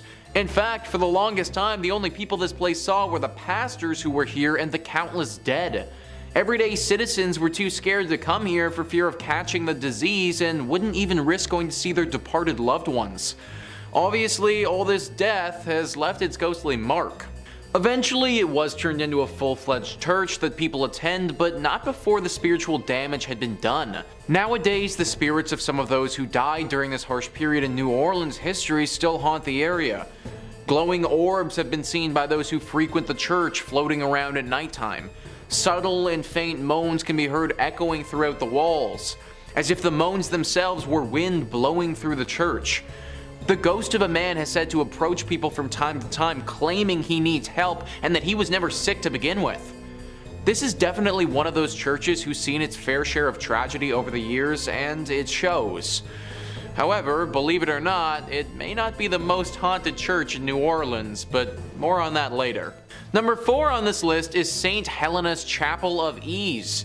This chapel is located in South Carolina and is a ruin of its former self. A website all about Beaufort, South Carolina writes, "The chapel was destroyed in a horrendous forest fire that happened after the Civil War. Today, the ruins of the chapel and a graveyard remain. The vault still remains out of order to this very day. The planters left St. Helena with the arrival of Union forces in 1861, and the church never regained its stature. Some stories relate that Union soldiers used it for services during the war, as well as Northerners who came to the area after the war to educate and train the former slave population. The door of the Fripp's vault was ruined by the soldiers, and at some point it was decided to brick up the entrance. According to the story, workmen did a very good job of sealing the vault, only to return the following day to find the bricks removed and neatly stacked beside the mausoleum. This had occurred many times. Convinced that the supernatural was at work, the job remained unfinished. Local authorities had assured that no one had been in the area the previous night long enough to complete such a task. Today, the vault remains empty. The door is half sealed by bricks. One might find the experience of looking into the vacant vault more than a bit unsettling, if not downright eerie. Ever since that moment, regular ghostly sightings have been reported here. A woman dressed in 18th century clothing carrying a child through the graveyard is one of the most frequent apparitions that takes form. People have also talked about hearing people singing here, even though they'll be completely by themselves. Usually these songs sound like church songs and are quite beautiful actually. Also, just a general feeling of uneasiness has been reported at this spot very often. This place clearly has a very strong spiritual presence, and I'd highly recommend giving a prayer before entering it. Number 3 on this list is Nidaros Cathedral. Located in Norway, this is referred to by locals as the most important Norwegian cathedral and also the most haunted. Taking a look at this thing on the outside, it's certainly very beautiful, but also gives me some serious haunted vibes. And those vibes are well founded. The church was finished being built in 1300 and is directly in the center of the city of Trondheim. It's certainly been around for a large part of Norway's history, however the hauntings at this church have been pretty recent relative to how long it's been around. It all started in 1924 when Bishop Mary Gleditch saw something pretty scary and gruesome. The ghost of a monk who had a massive slash directly across his neck. This monk has been spotted haunting the church ever since, but the weird thing is, nobody knows why. Historians have combed through Norway's history and can't seem to find a time that any order of monks would have stayed at this church. Now at the end of the day, this doesn't mean that having a ghost monk is impossible by any means. It's totally possible that a singular monk just happened to be at this church for some reason and through some tragedy died, or by the nature of that cut was potentially murdered. Whatever his reasoning for being there, he certainly is. Many visitors have spotted him, and some have said that they've seen him playing the organ in the church before. I personally can't imagine stumbling upon a monk whose throat is totally cut playing the organ. This is definitely one that deserves a prayer before entry. Number 2 on this list is St. Louis Cathedral. So we already talked about the Lady of Guadalupe Church, but the only reason that church even exists is because of the St. Louis Church. Also located in New Orleans and arguably more haunted than the previous one. This church is interesting because one could argue that it's been around a lot longer than the other New Orleans one, but that also isn't necessarily true. That's because this is actually the 4th church to go up on this spot. 3 previous times the church that was here has suffered serious damage that caused it to get replaced. One was from a hurricane that swept through the entire area and totally knocked the church to the ground. One was by a raging fire, and one was simply by wear and tear of being around for so many years. It was during one of the times that this place was in disrepair that other church was built. Along with these incidents, it should also be noted that the church used to be used to bury some of New Orleans' prominent figures. So when you walk through this church, you're literally walking over a ton of graves in the process. Through the deep history this church has, it's no wonder that ghostly sightings are a regular here. Perhaps the most famous ghost associated with St. Louis Cathedral is that of Père Antoine. Père was a Spanish Capuchin friar at the St. Louis Cathedral. He arrived in New Orleans in 1774 and was named pastor. His generosity and kindness to the people of New Orleans made him very popular. He was well liked by all of New Orleans. His death on January 19, 1829 was met with a somber and mourning city. He was laid to rest inside the St. Louis Cathedral 3 days after his death. Since his death in 1829, the ghost of Père Antoine has been seen in St. Louis Cathedral by an untold number of people. His ghost is easily recognized as there's a portrait of him inside the cathedral. It seems as if the ghost of Père Antoine especially likes to show himself around the holiday seasons. Commonly, the ghost of Père Antoine is seen near the altar and on the balconies. So guys, what I just read is from an article written by Ghost City Tours describing how serious this haunting is at this church. Apparently Père Antoine isn't the only ghost either, but people have reported seeing the ghost of another pastor and some other apparitions of what looks to be people from the 1700s. Clearly something about a New Orleans church is very attractive to the paranormal. And finally, number 1 on this list is the Abbey of the Black Hag. This church would be a tad bit difficult to pray before entering because there isn't too much left to enter. It's located in Ireland and is a ruin of its former self. The story starts many hundreds of years ago when this place was referred to as St. Catherine's Augustine Abbey. This place was established in 1298 and was pretty great right up until the last abbess took over. It's said that this woman practiced witchcraft here and brought great evil to the others that lived here and those nearby. Pope Martin V caught wind of this and ordered the immediate closure of this place. Everybody left, except for the witch. She stayed here completely by herself, practicing magic all day and all night. Eventually, through her consistent spell practicing and probably the fact that she never bathed ever, her skin blackened to such a degree that people started referring to this place as the Abbey of the Black Hag. Apparently, this witch still resides here to this day, and the locals fear going here and risking her wrath. Tales have been told of livestock going missing, weird symbols appearing in the ground, and even the occasional child wandering into this area, never to be heard from again. I feel like praying before you go to a place like this might not actually help that much. In fact, I'd just try avoiding it altogether if I was you. Number 5 on this list is Rosslyn Chapel. Rosslyn Chapel is located in Scotland and is arguably the most haunted church in that country. This chapel has a ton of ghostly legends surrounding it that lead to the lore of its hauntings. The Rosslyn Chapel actually writes themselves. In July 2006, a group of actors were rehearsing in the chapel for a play they were about to do at the Edinburgh Festival. One said that he saw a fairy-like figure in the grounds of the building. Another was locking up the chapel at the end of the rehearsal. As he was doing so, heard the voice of a child in the crypt. Obviously, he didn't want to lock the child in overnight, so he went down to the crypt to get the child, but found that there was no one there. Another tale says that the ghost of a white lady haunts Rosslyn Chapel. Legend has it that she is a girl from the St. Clair family who was bewitched by an evil spell and sleeps in an enchanted chamber. Here she is waiting to be rescued by a knight. Once rescued, the spell upon her will be broken and the knight will be granted great treasures. And yet another tale is of a phantom dog which roams the grounds around the chapel, and on stormy nights its ghostly barking can be heard. We got a fairy, we got a child, we got spells, we got a dog. This chapel has everything that a paranormal lover could ever want. They also didn't mention in that article about the ghosts of the monks that supposedly live there. This used to be an area where a bunch of monks would meet while they were alive, and it seems as if their ghosts have never left. And the crazy part about all of this is that nobody knows why this church is as haunted as it is. Most places that are tied to spirits have some sort of horror story to go along with them, but there really isn't anything here at all. I suppose it's possible that this church just happened to be built on an area where tons of spiritual energy has gathered. Hit me in the comments down below what you guys think happened to this place to get it like this, cause I'm honestly stumped. Number 4 on this list is the Ness Church.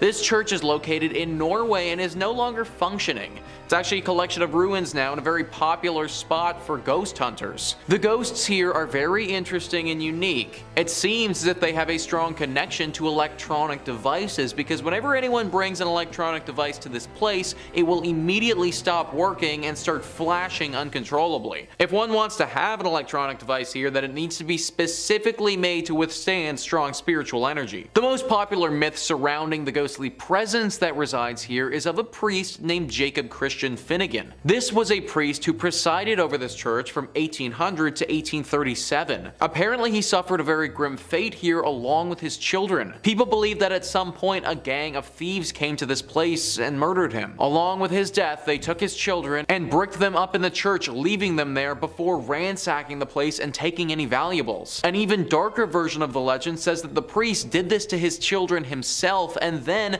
promptly hung himself in the church for the locals to later find. I'm not too sure which legend is the true one, but either one would have left their dark mark behind. The screams of these children are frequently accompanied by the sighting of this priest. It's said that he'll stalk those who come here and follow them around, giving them a horribly uneasy feeling. At this point, the church is nothing but a ruin of its former self, and considering the ghostly presence that's waiting for you, I just avoid going altogether. Number 3 on this list is the Church of Agia Theodora of Vasta. This church is located in Greece and is one of the most unique churches you will ever see. Sticking out of this tiny Byzantine church's roof is 17 holly and maple trees. These are sizable trees as well and grow over 30 meters tall. There are 2 versions of how this church got its ghostly presence, and they're described well by Greeker than the Greeks. They write, coming from a family of only girls, Theodora, to save her father from having to join the army, disguised herself as a boy and joined up. Not long after joining the army, a local girl, believing Theodora to be a boy, and when Theodora, for obvious reasons, rejected her, the girl, out of revenge, claimed she was pregnant by Theodora and demanded they be married. For reasons known only to Theodora, she did not reveal her secret, which could have saved her, and refused to marry and was consequently put to death. Version 2 is more or less the same, only this time, Theodora, again disguised as a boy, joined a monastery as a monk. Why she didn't save herself trouble and join a nun's monastery is not known, but anyway, a nun from a nearby monastery fell in love with the monk Theodora, the ending then being the same. Before her execution, Theodora prayed, "Let my body become a church, my blood a river, and my hair the trees." On the very spot where Theodora was executed, a spring gushed forth and grew to become a river which still exists today, as the river which flows beneath the tiny church. So guys, if that legend holds true, then not only is this church haunted by a ghost, but the actual church itself is a ghost. This whole thing was made up by the spirit of Theodora and therefore is basically a living church. Locals have said that because of this reason, the water that flows through this river has some exceptional healing properties and can cure many ailments. Considering this church may actually be the spirit of a person who has passed, I highly recommend saying a prayer before you enter. Number 2 on this list is the Templo Mayor ruins. So a church is typically defined as a place for Christian worship, but if we loosen up the definition a little bit and just make it a building or landmark where people would have worshipped higher beings, then the Templo Maya ruins can certainly qualify. This temple is one of the most haunted places in Mexico, and for good reason. Gaurav Gupta writes, "This archaeological site in Mexico has a blood-soaked past. It is a haunted Aztec civilization site that has made its presence felt through the time. Around 4,000 people were brutally killed to please Aztec gods. The priests would cut out the beating hearts from the victim's chest and then throw their lifeless bodies on the stairs of the Aztec temple. Aztec's last emperor made his last stand against invading Spanish armies before he was tortured and killed. This Aztec is now a museum, and tourists report strange, sensational feelings and sightings of shadow figures." 4,000 people were likely sacrificed here. That is just an insane number of people to have died over the years. Not to mention the fact that a battle took place here, and that would have caused more loss of life in great numbers. Needless to say, the spirits of those that passed have never really left. Glowing orbs are always spotted at this place, especially in the evening. Some people have also felt contacted by the dead before. Like they go into a deep trance and get a vision of something to come, or something happening in a totally other life. From my research, they've had a hard time explaining it, but they know that something paranormal has touched them. Some locals have even noted a bright light flashing up into the sky at this place before. It happens very infrequently and doesn't seem to have any rhyme or reason to it, but every now and again you can spot a beam of light blast into the sky. I don't think it's unbelievable to think that this place is deeply haunted with all of the death that's happened here. From my reading, it seems to be decently safe to visit if you go during the daytime, but I'd still say a prayer to those that were lost here. And finally, number 1 is the Chapel of the Dead. This one is really interesting because it's actually a crypt underneath a big church. The Chapel of the Dead, or the Capuchin Crypt, is located in Italy, and it's underneath the Santa Maria della Concenzo dei Cappuccini Church. This church is located in Rome and was built in the 1600s. The church itself wouldn't be haunted if it wasn't for the 3,700 skeletal remains that are found underneath it. Yeah, that's right folks, this Chapel of the Dead has a bunch of dead in it. The remains of these dead are everywhere along the walls and represent different rooms of this underground chapel. There are 6 different rooms that comprise this chapel, and they are as follows: Crypt of the Resurrection, the Mass Chapel, Crypt of the Skulls, Crypt of the Pelvises, Crypt of the Leg Bones and Thigh Bones, and Crypt of the 3 Skeletons. Crypt of the Pelvises, guys, that's an actual thing. I feel like I don't need to go into detail about what sort of remains hang along the walls in that room, but yeah, that's an actual thing. And listen to what Wikipedia writes about the last room, the Crypt of the 3 Skeletons. The center skeleton is enclosed in an oval, the symbol of life coming to birth.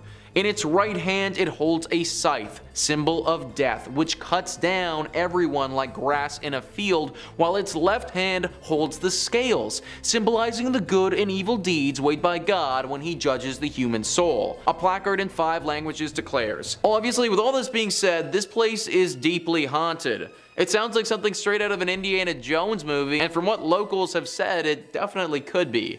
Severe bad luck can befall those that enter into this chapel, and it seems to be totally random.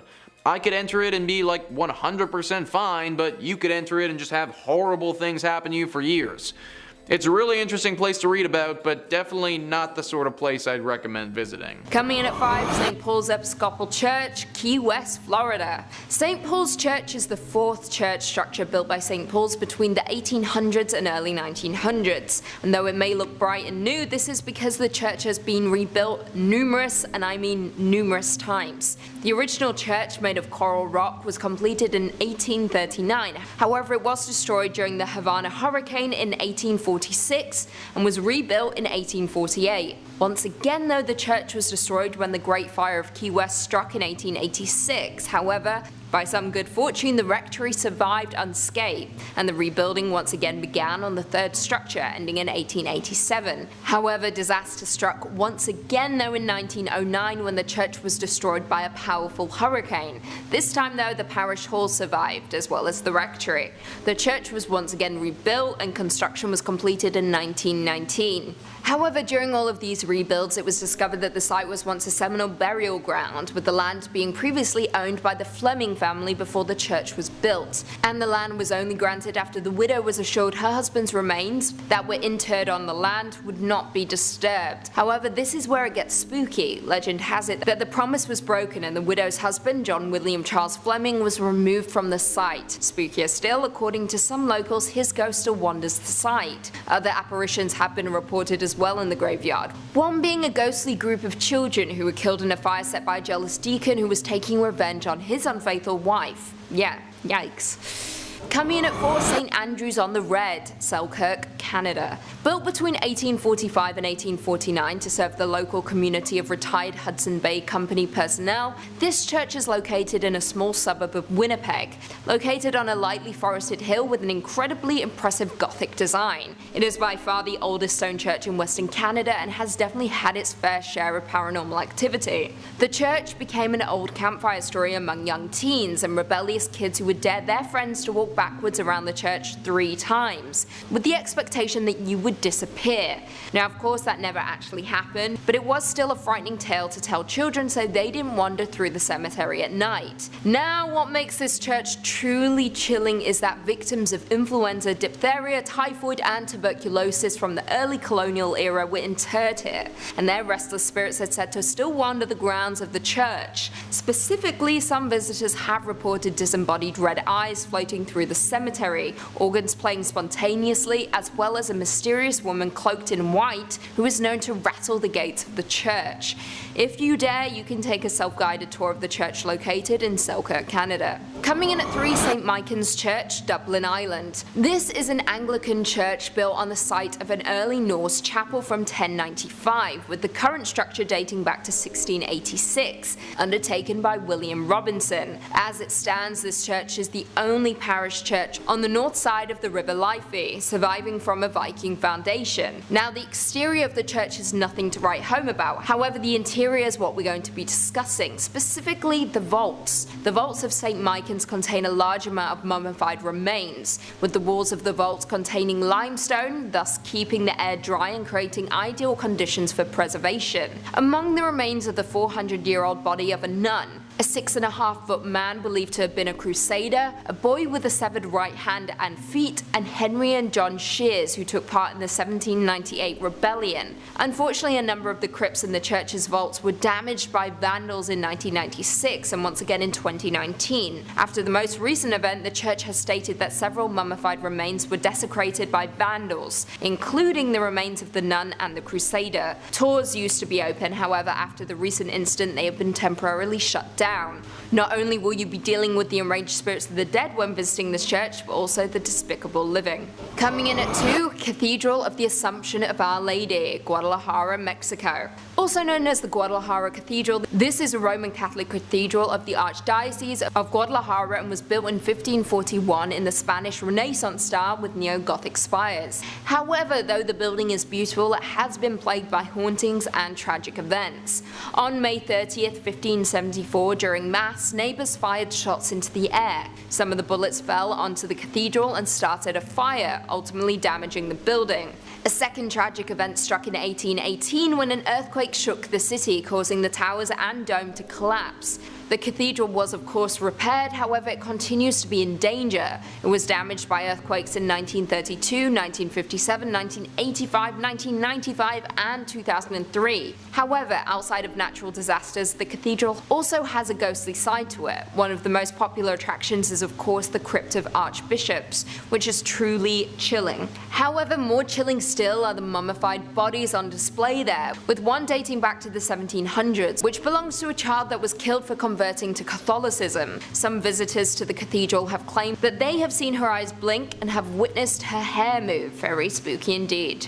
And finally, coming in at number 1, St. Thomas Anglican Parish of Mulgoa, New South Wales, Australia. Designed by Reverend Thomas Mackison and built from 1836 to 1838, this church is incredibly striking with a Gothic revival design and is said to be one of the most haunted churches in not just Australia, but in the world. Though the church is youthful in appearance and located in a semi-rural area, it is hiding an incredibly dark and tragic history. Legend has it that 2 young boys died in a fire in the bell tower of the church after a prank went horribly wrong. Since that fateful day, any kind of light, even candles, anger the spirits of the boys' restless spirits. According to a Facebook group, Haunted Places of Sydney, they say, I quote, "There's an urban legend that claims that if you drive laps around the church at night, the headlights of your car will switch off, and if you continue, the car will stall." However, it isn't just the church's legend that is creepy. The surrounding cemetery is also filled with monuments that date back almost 200 years ago. With monuments that date back almost 200 years, adding to the creepy factor. As of right now, the church is owned by Anglican Church Property Trust and was added to the New South Wales State Heritage Register on April 2nd, 1999. In 5th place, we have an exorcism filmed through a peephole. So it's no secret that exorcisms are still a practice done today, but the Catholic Church really likes pretending that they don't because of the negativity around it. Technically speaking, the Catholic Church authorizes the use of exorcism for those who are believed to be the victims of demonic possession. Specifically, in Roman Catholicism, which is what I grew up with, exorcism is a sacramental but not a sacrament, so unlike baptism, confirmation, first communion, or confession. Unlike a sacrament, exorcisms depend on 2 elements: authorization from valid and legitimate church authorities and the faith of the exorcist. The church will ask publicly and authoritatively in the name of Jesus Christ that a person or object be protected against the power of the evil one and withdrawn from his dominion. Now, the rite of exorcism was revised in January of 1999, making it a lot less Latin, and assumes that, possessed persons retain their free will, although the demon may hold control over their physical body. It involves prayers, blessings, and invocations with the use of the document of exorcisms and certain supplications. Typically, the individual will be restrained and the priest will perform a ritual of prayers to remove the evil spirits. Solemn exorcisms, according to the canon law of the church, can be exercised only by an ordained priest or higher, with the express permission of the local bishop, and only after a careful medical examination to exclude the possibility of mental illness. The Catholic Church has between 500 to 600 official exorcists, with the vast majority operating in Latin America and Eastern Europe. Now that we're all clear on the formal definition of exorcisms, time to dive into this lovely 2014 video. The ritual was captured on camera by a man who heard the shrieks of the woman inside the sanctuary and filmed it through the peephole of a door. The incident occurred at the Assumption of the Virgin Mary Church in Vranov, Nadjai, in February of 2014. The church's priest, Marek Dunda, confirmed the video is real, but only said that if something is filmed through a keyhole, there's nothing more to say about it. Which is a dodging the question kind of answer if I've ever heard one. He told the newspaper he was talking to that he carries a mandate from his bishop to perform exorcisms, and also said that the group were asking God to protect and to liberate the person, including using a Latin prayer asking for help, and of course it helps. Pardon me. I'm no expert on exorcism rituals yet, but if you have to state that something of course helps, in my personal experience, it's a smidge sketchy. It's very hard to tell what is happening in the video, but it appears that at least 2 people surround the woman, who can be heard screaming in agony with momentary pauses in between for the duration of the, just under 2-minute long video. Daniel Trokta, who, shot the video after hearing the screams, warns people in the description to watch the chilling footage while wearing headphones, which is what I did. When asked about the condition of the woman in the video, the priest said any details about her or her state were private, and while I'm glad the church is respecting her privacy, I hope that the poor woman has been cured and healed. As much as I joke about it, demonic possession is no pleasant or laughing matter. In 4th place, we have footage from 2020. Okay, before anyone out there panics, I'm talking about the American news magazine that's been, broadcasted on TV since June of 1978. Not the awful year in recent history that we're not going to talk about, because that was awful. On April 5th of 1991, the show featured a segment that showed an actual Roman Catholic ritual of casting out demons, videotaped at a nun's home in suburban Palm Beach County. The segment shows the affected girl, referred to only as Gina, as she thrashes under the effect of ancient prayers, is sprinkled with holy water, and, has a cross being pressed to her head. Common stuff. The girl retches, writhes, yells, and bares her teeth. She says, "Get out of here! Me not want to leave!" shrieking all this at the priest, as one hand snaps the gauze bonds tying her to the chair. By the way, apparently if the exorcism team hadn't tied her down, she might have levitated to the ceiling. How very Willy Wonka. At the time, the March 25th issue of U.S. News and World Report carried no fewer than 5 articles on hell and the devil, citing a poll that 6 out of 10 Americans believed in the netherworld, which is 2% more than in the church heyday of the 1950s. Another poll, released in August of the same year, said 55% of Americans believe in the devil and 49% in demonic possession. I'd love to see those results today, but I couldn't find them sadly. Most Catholic leaders say possession is rare, with Reverend Kenneth Doyle, communications director for the National Conference of Catholic Bishops, stating he's only heard of about a handful of exorcisms in the last 40 years, but I feel like that's just a PR statement. Here's the thing. When churchmen do perform an exorcism, they almost never talk about it. The main exorcist in this entire report is known only as Father A, and his face is kind of obscured. Sister Lois Schaefer and the Reverend Walton Dockerel of St. Rita Parish near West Palm Beach, who took part in the exorcism, said through a secretary that, no comment. Palm Beach Bishop J. Keith Simons, who permitted the taping, issued only a 4-paragraph statement, saying that the devil really exists, he is powerful and actively at work in the world today, as through the centuries, which echoes what Cardinal John O'Connor of New York said. Now, it was O'Connor's remark that there can be no question about the reality of the devil that initially drew the interest of 2020, especially after the church got about 75 requests from around the country to investigate possible cases of possession. That job fell to the Reverend James LeBar, a specialist in the occult, who looked into some of the initial claims and decided that Gina in South Florida was genuinely being tormented by demons. According to the report, she experienced psychotic episodes, plus visions of demons and dead persons. Oh, I don't wish that on anybody. Her mother says she tried visits to a spiritist and to various hospitals, and in the footage, the priests say the girl is controlled by 10 evil spirits. They meet her violent reactions by following the prayers and the gestures of the rite. The ordeal took about 6 hours, and this isn't really uncommon for exorcism lengths. Before the procedure even took place, Father A mentioned how it's a terrifying experience at times, and that he,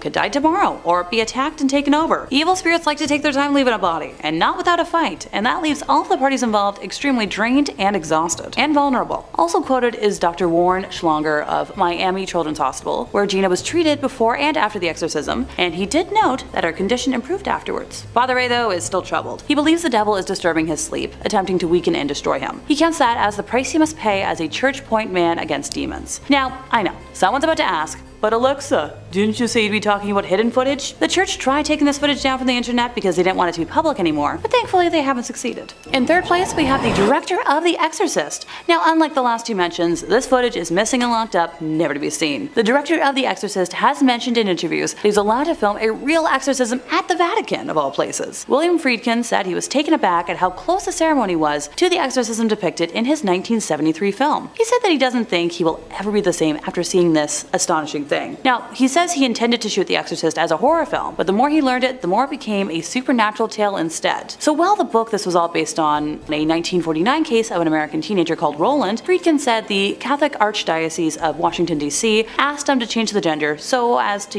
not draw attention to the young man. But in reality, the director said that it was a young man of 14 and not a gal who was allegedly possessed. Now, the Vatican did not immediately respond to a request for comment, and still has not as of this day. The church asking someone to hide something and then not commenting on it. I'd say I'm shocked, but I made a promise to myself to never lie on here, and I'm not about to start doing that today. Friedkin said he believed the boy was genuinely possessed, convinced that there was no other explanation. He read the diaries of not only the priest involved in the exorcism, but the doctors, the nurses, and the patients at Alexian Brothers Hospital in St. Louis, where this original case was carried out. He's also stated that he's not Catholic, doesn't go to church, or belong to a church or a synagogue. Make of that what you will. In second place, we have the exorcism of a satanic queen. This tale in particular comes from Dr. Richard Gallagher, who is an Ivy League educated, board-certified psychiatrist, and who performed a mental health evaluation on our sad woman to make sure it wasn't, an instance of something that could be helped with modern medicine first and foremost. He described her as a middle-aged woman who wore flowing dark clothes and black eyeshadow, and while she was charming and engaging, she was also part of a satanic cult.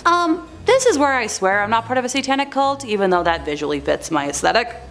She called herself the queen of the cult, but Gallagher would refer to her as Julia, the pseudonym he gave her. The woman had approached her local priest and was convinced she was being attacked by a demon. The priest referred her to an exorcist who reached out to Gallagher for, a mental health evaluation. It was one of the first cases he took, and apparently it changed him. So he helped assemble an exorcism team that met Julia in the chapel of a house. He was adamant that objects would fly off shelves around her, and she somehow knew personal details about him, such as how his mother had died of ovarian cancer, and that the two cats in his house went berserk fighting each other the night before one of her sessions. She even found a way to reach him even when she wasn't with him. One night he was talking on the phone with Julia's priest when he says both men heard one of the demonic voices that came from Julia during her trances, even though she was nowhere near a phone and thousands of miles away. He and a team of exorcists paid her many visits, but eventually she called a halt to the sessions. She was too ambivalent and relished some of the abilities she displayed during her trances. About a year after she dropped out, Gallagher says that he heard Julia's voice on the phone again. This time though, she had called to tell him that she was passing of cancer, and he offered to try and and help her with, a team of priests while she was still physically able, but her response was vague, and sadly she passed before he was able to help further. Now, while Gallagher has taped all footage of his work, he has been forbidden by the church to release any of it. Ergo,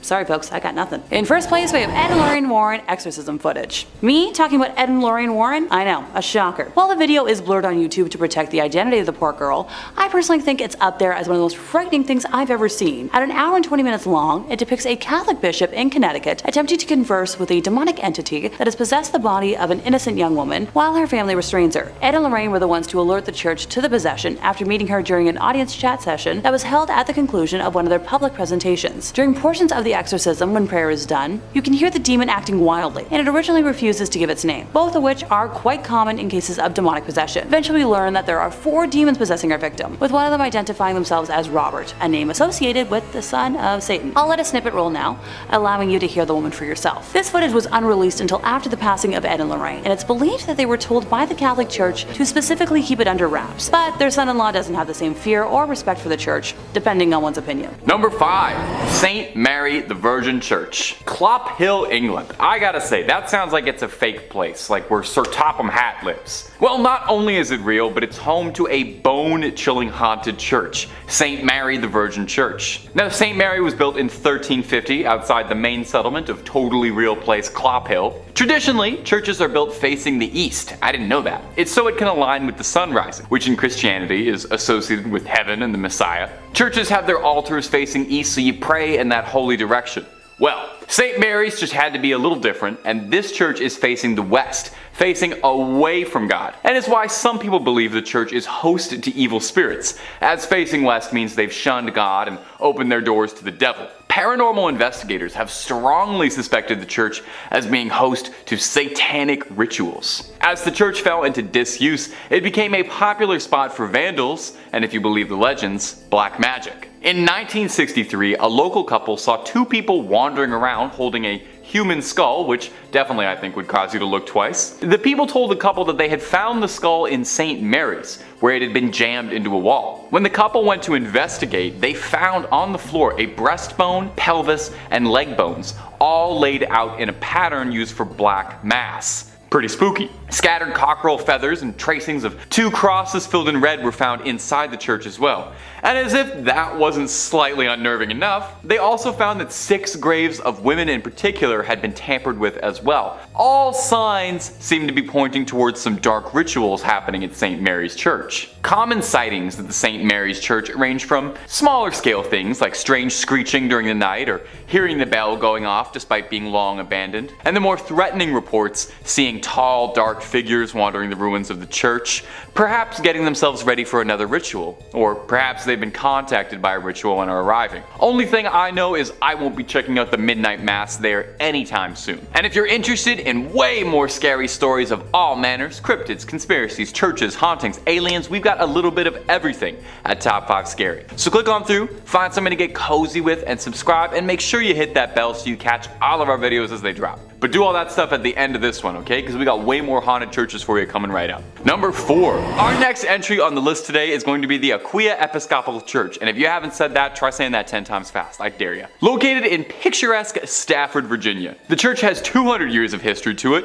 which means it's also got approximately 200 years worth of ghost stories to study. When the church was first built way back when in the 18th century, it was stained by an unfortunate tragedy. You see, the surrounding areas were exhausted by war and the lack of resources, food, and money, and as such, brigands would take to the dark country roads to attack innocents during the night for whatever they had on them. Well, one young woman was hiding from a gang of highwaymen and marauders and sought out the church as a safe haven. Unfortunately, the bandits eventually caught up with her and she met an untimely end. Now, these men were never caught for their crime, and her body was not found for hundreds of years, left there to rot and decompose. And many believe that because of this, her spirit is tied to the church. And there have been several reports of hauntings ever since the discovery of those accursed bones. Visitors mention hearing footsteps frantically scattered around at night. These footsteps break into a run, but if you go searching, you'll never be able to find anyone attached to them. Voices can be heard in the room where she was attacked, some saying it sounds like a call for help or a painful scream of a struggle. Some go so far as to say they saw a transparent apparition of the woman in the church's windows or on the balcony. One story comes to us from a custodian who worked the graveyard shift there in the 1990s, claiming that he saw a ghostly woman's face floating above the Graces, and says that he saw her smiling at him through the balcony windows before she vanished. One last one on this church. In the 1990s, to celebrate the bicentennial anniversary, the church sent out an invitation to a group of Civil War reenactors to fight a mock battle on its ground. During the night, one of the reenactors was complaining that there was a red and orange light that was flickering the entire night during the church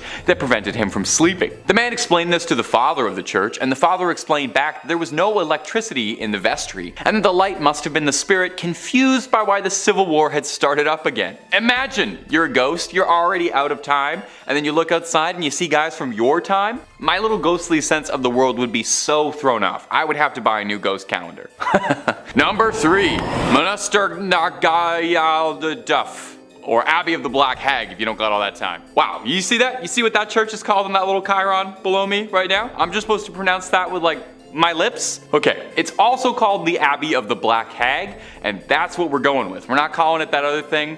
I'm not doing that. Black Abbey of the Hag, only name this church has ever gone by, and it was built in 1298. And it was one of the well-known medieval convents in Old Ireland. The remains of the abbey still stand today in a secluded valley, making it already mysterious and supernatural place just that much more supernatural and overgrown and spooky. I mean, the place is called the Abbey of the Black Hag. You don't name a place that unless it's extremely haunted or if there's like a cool boss fight or something there. Sounds like it's straight out of Dishonored. It's believed that the last abbess, horrible word by the way, in charge of the abbey practiced witchcraft, and in the scary way, okay? She brought death, misfortune to the surrounding areas. Pope Martin V condemned the abbey, not being down for witches at all. The accused witch left to live out in the damp, deserted abbey by herself, which she probably loved because it sounds scary. Over time, her skin blackened, her hair furled, and her soul twisted, leading to the place being renamed the Abbey of the Black Hag. And if you can believe it, there's actually more to this one. The Count and Countess of Desmond once called the abbey home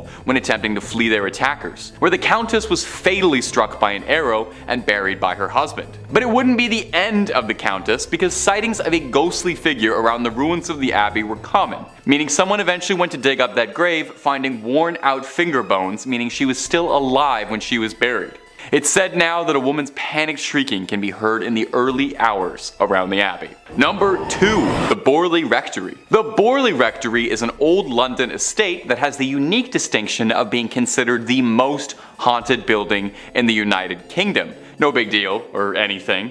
Almost immediately after its construction, stories of hauntings started to creep out. One of the first local legends says that in the 12th century, a priest and a nun had a naughty little affair, and when they were discovered, the nun was bricked up and left to rot in the nearby church. Since then, they say that her spirit roams the rectory. In 1900, 4 daughters of the then estate owner all said that they saw a nun wandering around the estate late at night. They tried to talk to her, but got no response back, just a scary ghost stare. The family claimed they'd see this nun around the property, and on one occasion they thought they saw the spectral apparition of a horse-drawn carriage with a headless rider, some real Sleepy Hollow stuff. From there on, there was all these reports of bizarre sounds or strange shadows creeping out the corner of your eye. In 1927, the estate changed hands, as the original family owning the estate had all passed on, and a new family, the Smiths, had moved in. Shortly after, they discovered a human skull in the cupboard in a brown bag,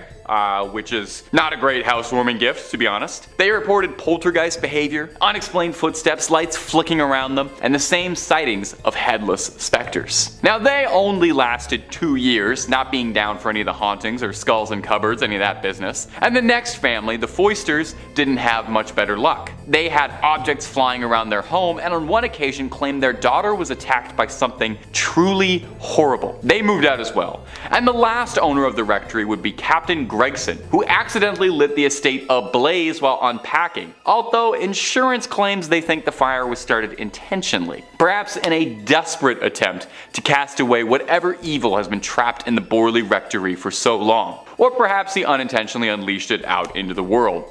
Time will tell. At number 1, Mortimer Abbey. Mortimer Abbey is a monastery in the forest of Lyons, France. A real old church built in 1134 on marshland, near the stagnant water of the drainage lake. The monks dug it out to try and dry the marshy land around the Fulbrock stream, which was called the Dead Pond.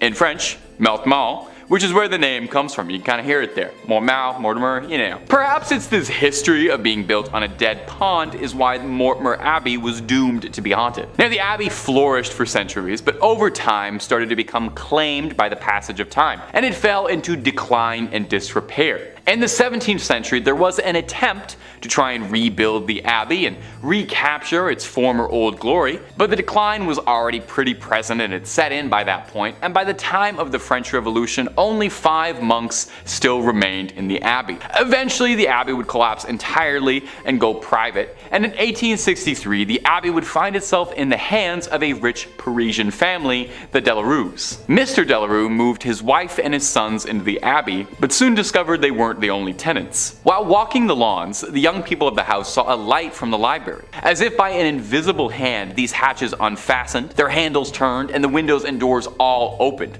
The paintings on the inside of the abbey turned themselves around and steps thundered out into the halls, and nobody moved out immediately after. I would have started looking for new real estate right then and there. But one night the young Delarue, Charles, had his fiancée over to come see the estate that would become her new home in marriage. She was offered the guest room, but found herself terrified during the night when she couldn't sleep because she was too busy being tormented by mysterious sounds and objects around the room that were hurling themselves around, being possessed by something. Having had, quite frankly, enough, like I think any of us might have, the young suitor announced she would never live in this house, called off the entire marriage, and hurried back to Paris tout de suite, where there were plenty of handsome young men asking her hand in marriage who didn't live in old haunted estates, okay? That's the message to take away from this. Get the love you deserve, and the love you deserve is not in a haunted house. In 5th, we have the Most Holy Trinity Church in New York, built sometime between 1882 and 1885 on land that previously served as a graveyard until 1853. According to local rumors, not all of the bodies residing there were exhumed from the graveyard, and the spirits of those left behind still inhabit the grounds to this day. The church property covers an entire city block, and it is said that there are false closets leading to bricked up doorways, tunnels, and random sub-basements throughout the church and convent. There are also mysterious passageways on the upper levels of the church, where legend says only priests are able to enter. The church's rectory was built in 1872 by its second pastor, Monsignor Michael May, who later passed in his room on the 2nd floor. Priests who live in the rectory have used that space for mainly a guest room ever since, as no one has ever been willing to live in it on an ongoing basis. Guests have experienced lights being switched off and on, hearing strange noises, and the sound of a person walking back and forth while trying to sleep. Phantom footsteps have also been heard on the staircases in the building, and dogs who were once kept as pets in the rectory would stare in a trance-like state down the basement stairs, as well as into the dining room when the building got cold. In 1897, a parish bell ringer named George Stell's life was taken in the vestibule of the church. Though there was a suspect in the case, a former parishioner who would later be executed for an unrelated ending of life, no one was ever convicted of the crime. The red fluids of Mr. Stell's, as well as the red handprint of the killer, is believed to still be on the wall in a stairway leading to the bell tower. George's ghost still roams the church and is believed to be the reason why the bells will ring suddenly, vowing not to leave until his death has been solved. Moving on to our 4th place position, we have the Aquia Church of Stafford, Virginia. While the congregation was established in 1711, the physical parish wasn't built until 1751. It was a gorgeous brick building built on a peaceful hilltop with a 2-story crucifix floor plan, which otherwise known as a cruciform, which was considered a rather unusual style for colonial churches. Aquia was built to replace 2 earlier sites of the Overwharton parish, which were constructed around 1680. The inside of the church burned down in 1754 and was not rebuilt until 1757. It was then shut down from the Revolutionary War until the Civil War due to lack of funding, before reopening as a stable, campsite, and hospital for Union forces. It was during this closure that a young blonde woman was traveling the dark country roads, rural Stafford County, when a group of highwaymen accosted her. This time period was full of exasperated uncertainty from the war, and with it a severe lack of resources, food, and money. Men would wait hidden on the side of roads to steal the valuables from people walking or riding by their hiding spots. She ran from the men to the sanctuary of the church, but was only able to hide for a little while before they broke inside and ended her life. Her body was hidden in the tower, and the men were never caught. It wasn't until after the Revolutionary War ended in 1775 and the church was ready to reopen for services that what was left of her was discovered. A skeleton with golden blonde hair that was as intact as if she had been freshly slain. The red fluid that spilled on the floor from her death was impossible to remove. Despite using every trick known to man, the stains remained in the tower for well over 100 years, until during a modern renovation when the redness was covered up by concrete. With the facility still being in use today, members of the church have mentioned hearing footsteps walking around at all hours of the day and will break into a frantic run around the church at night, but no one is there. Noises can be heard in the empty tower, with some saying it sounds like a struggle, others describing a groan, whistle, or even a call for help. Many have also mentioned seeing a transparent woman in the church's windows, on the balcony, or even in the graveyard, dubbing her Blonde Beth after the hair of the skeleton. In the 1900s, brave people would try to stay overnight at the church, but were chased away by what they described as an unfriendly presence. A custodian working in the graveyard saw a ghostly woman's face floating above the graves, while another man saw a woman smiling at him through the balcony windows before she vanished. In the middle of this creepy sandwich, in third place, we're taking a closer look at St. Mary the Virgin, located on the outskirts of Clophill, England. Originally built facing the west sometime around the year 1350, it's believed to have been erected on top of a leper hospital run by monks. I'd like to take a moment to note that it was built in the quote-unquote wrong direction, with churches traditionally facing east, the direction from which the sun rises, which is associated with the location of heaven and the return of the Messiah in Christian religion. Altars inside of these holy buildings would face in the eastbound direction for prayers. Some have claimed that because St. Mary the Virgin faces away from God, it thus opens its doors to hell, and ergo responsible for the tale I'm about to tell. The building was abandoned in 1848 when the rector at the time made the decision to have a new church built, instead of expanding the previous one, which was much needed due to the rapidly growing congregation. Old St. Mary's, as was dubbed by the locals, was then primarily used as a mortuary chapel, holding bodies before they were buried in the adjacent cemetery. By the 1950s, St. Mary's had become so run down that it could no longer fulfill that use, with just the outdoor walls and tower remaining.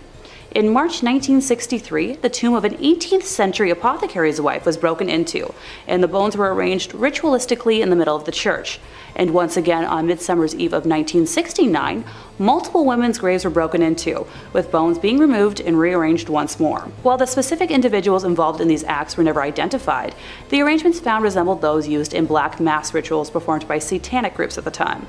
After the first incident in 1963, a rare decision was made to rehollow, or in more simple terms, re-bless the altar that was left in the building, in a failed attempt to protect the building from evil. Later that year, Reverend Harold Colthurst reported stumbling upon a group of men in the building that were in the midst of a mysterious ritual, being quoted as saying that the men were trying to communicate with evil spirits, chanting some sort of mumbo-jumbo. They were definitely in league with the devil.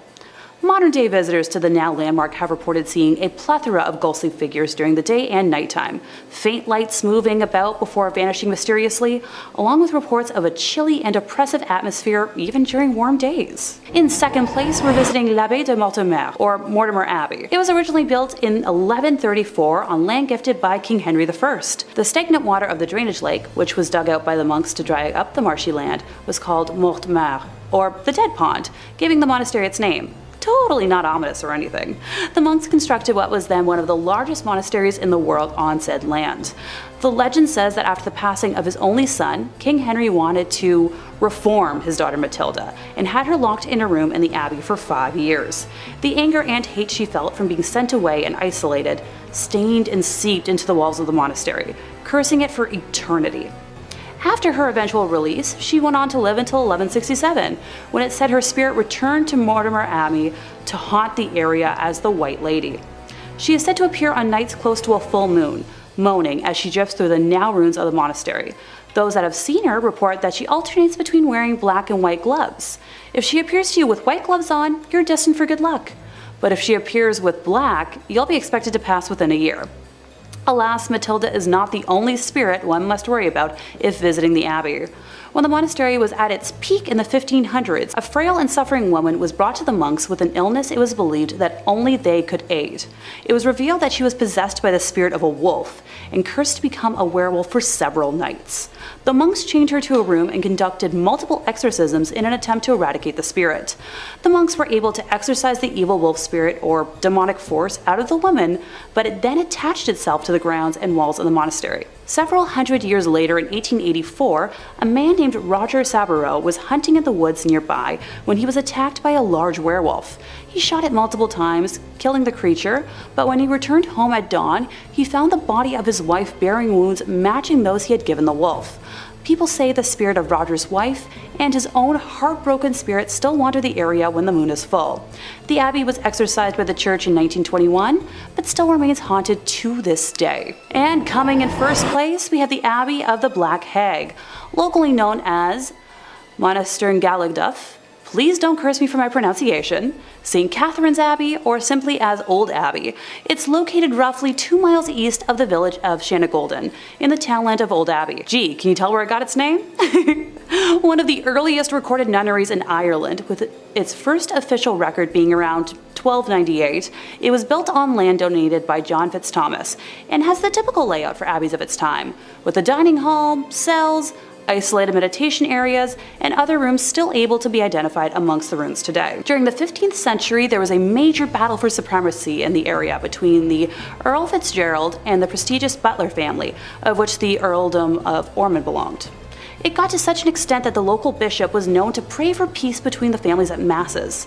During one of the nightly attacks, Earl Fitzgerald attempted to get his wife to safety, but as he was pulling her onto his horse, an arrow pierced her thigh, shattering the bone and spraying red bodily fluids.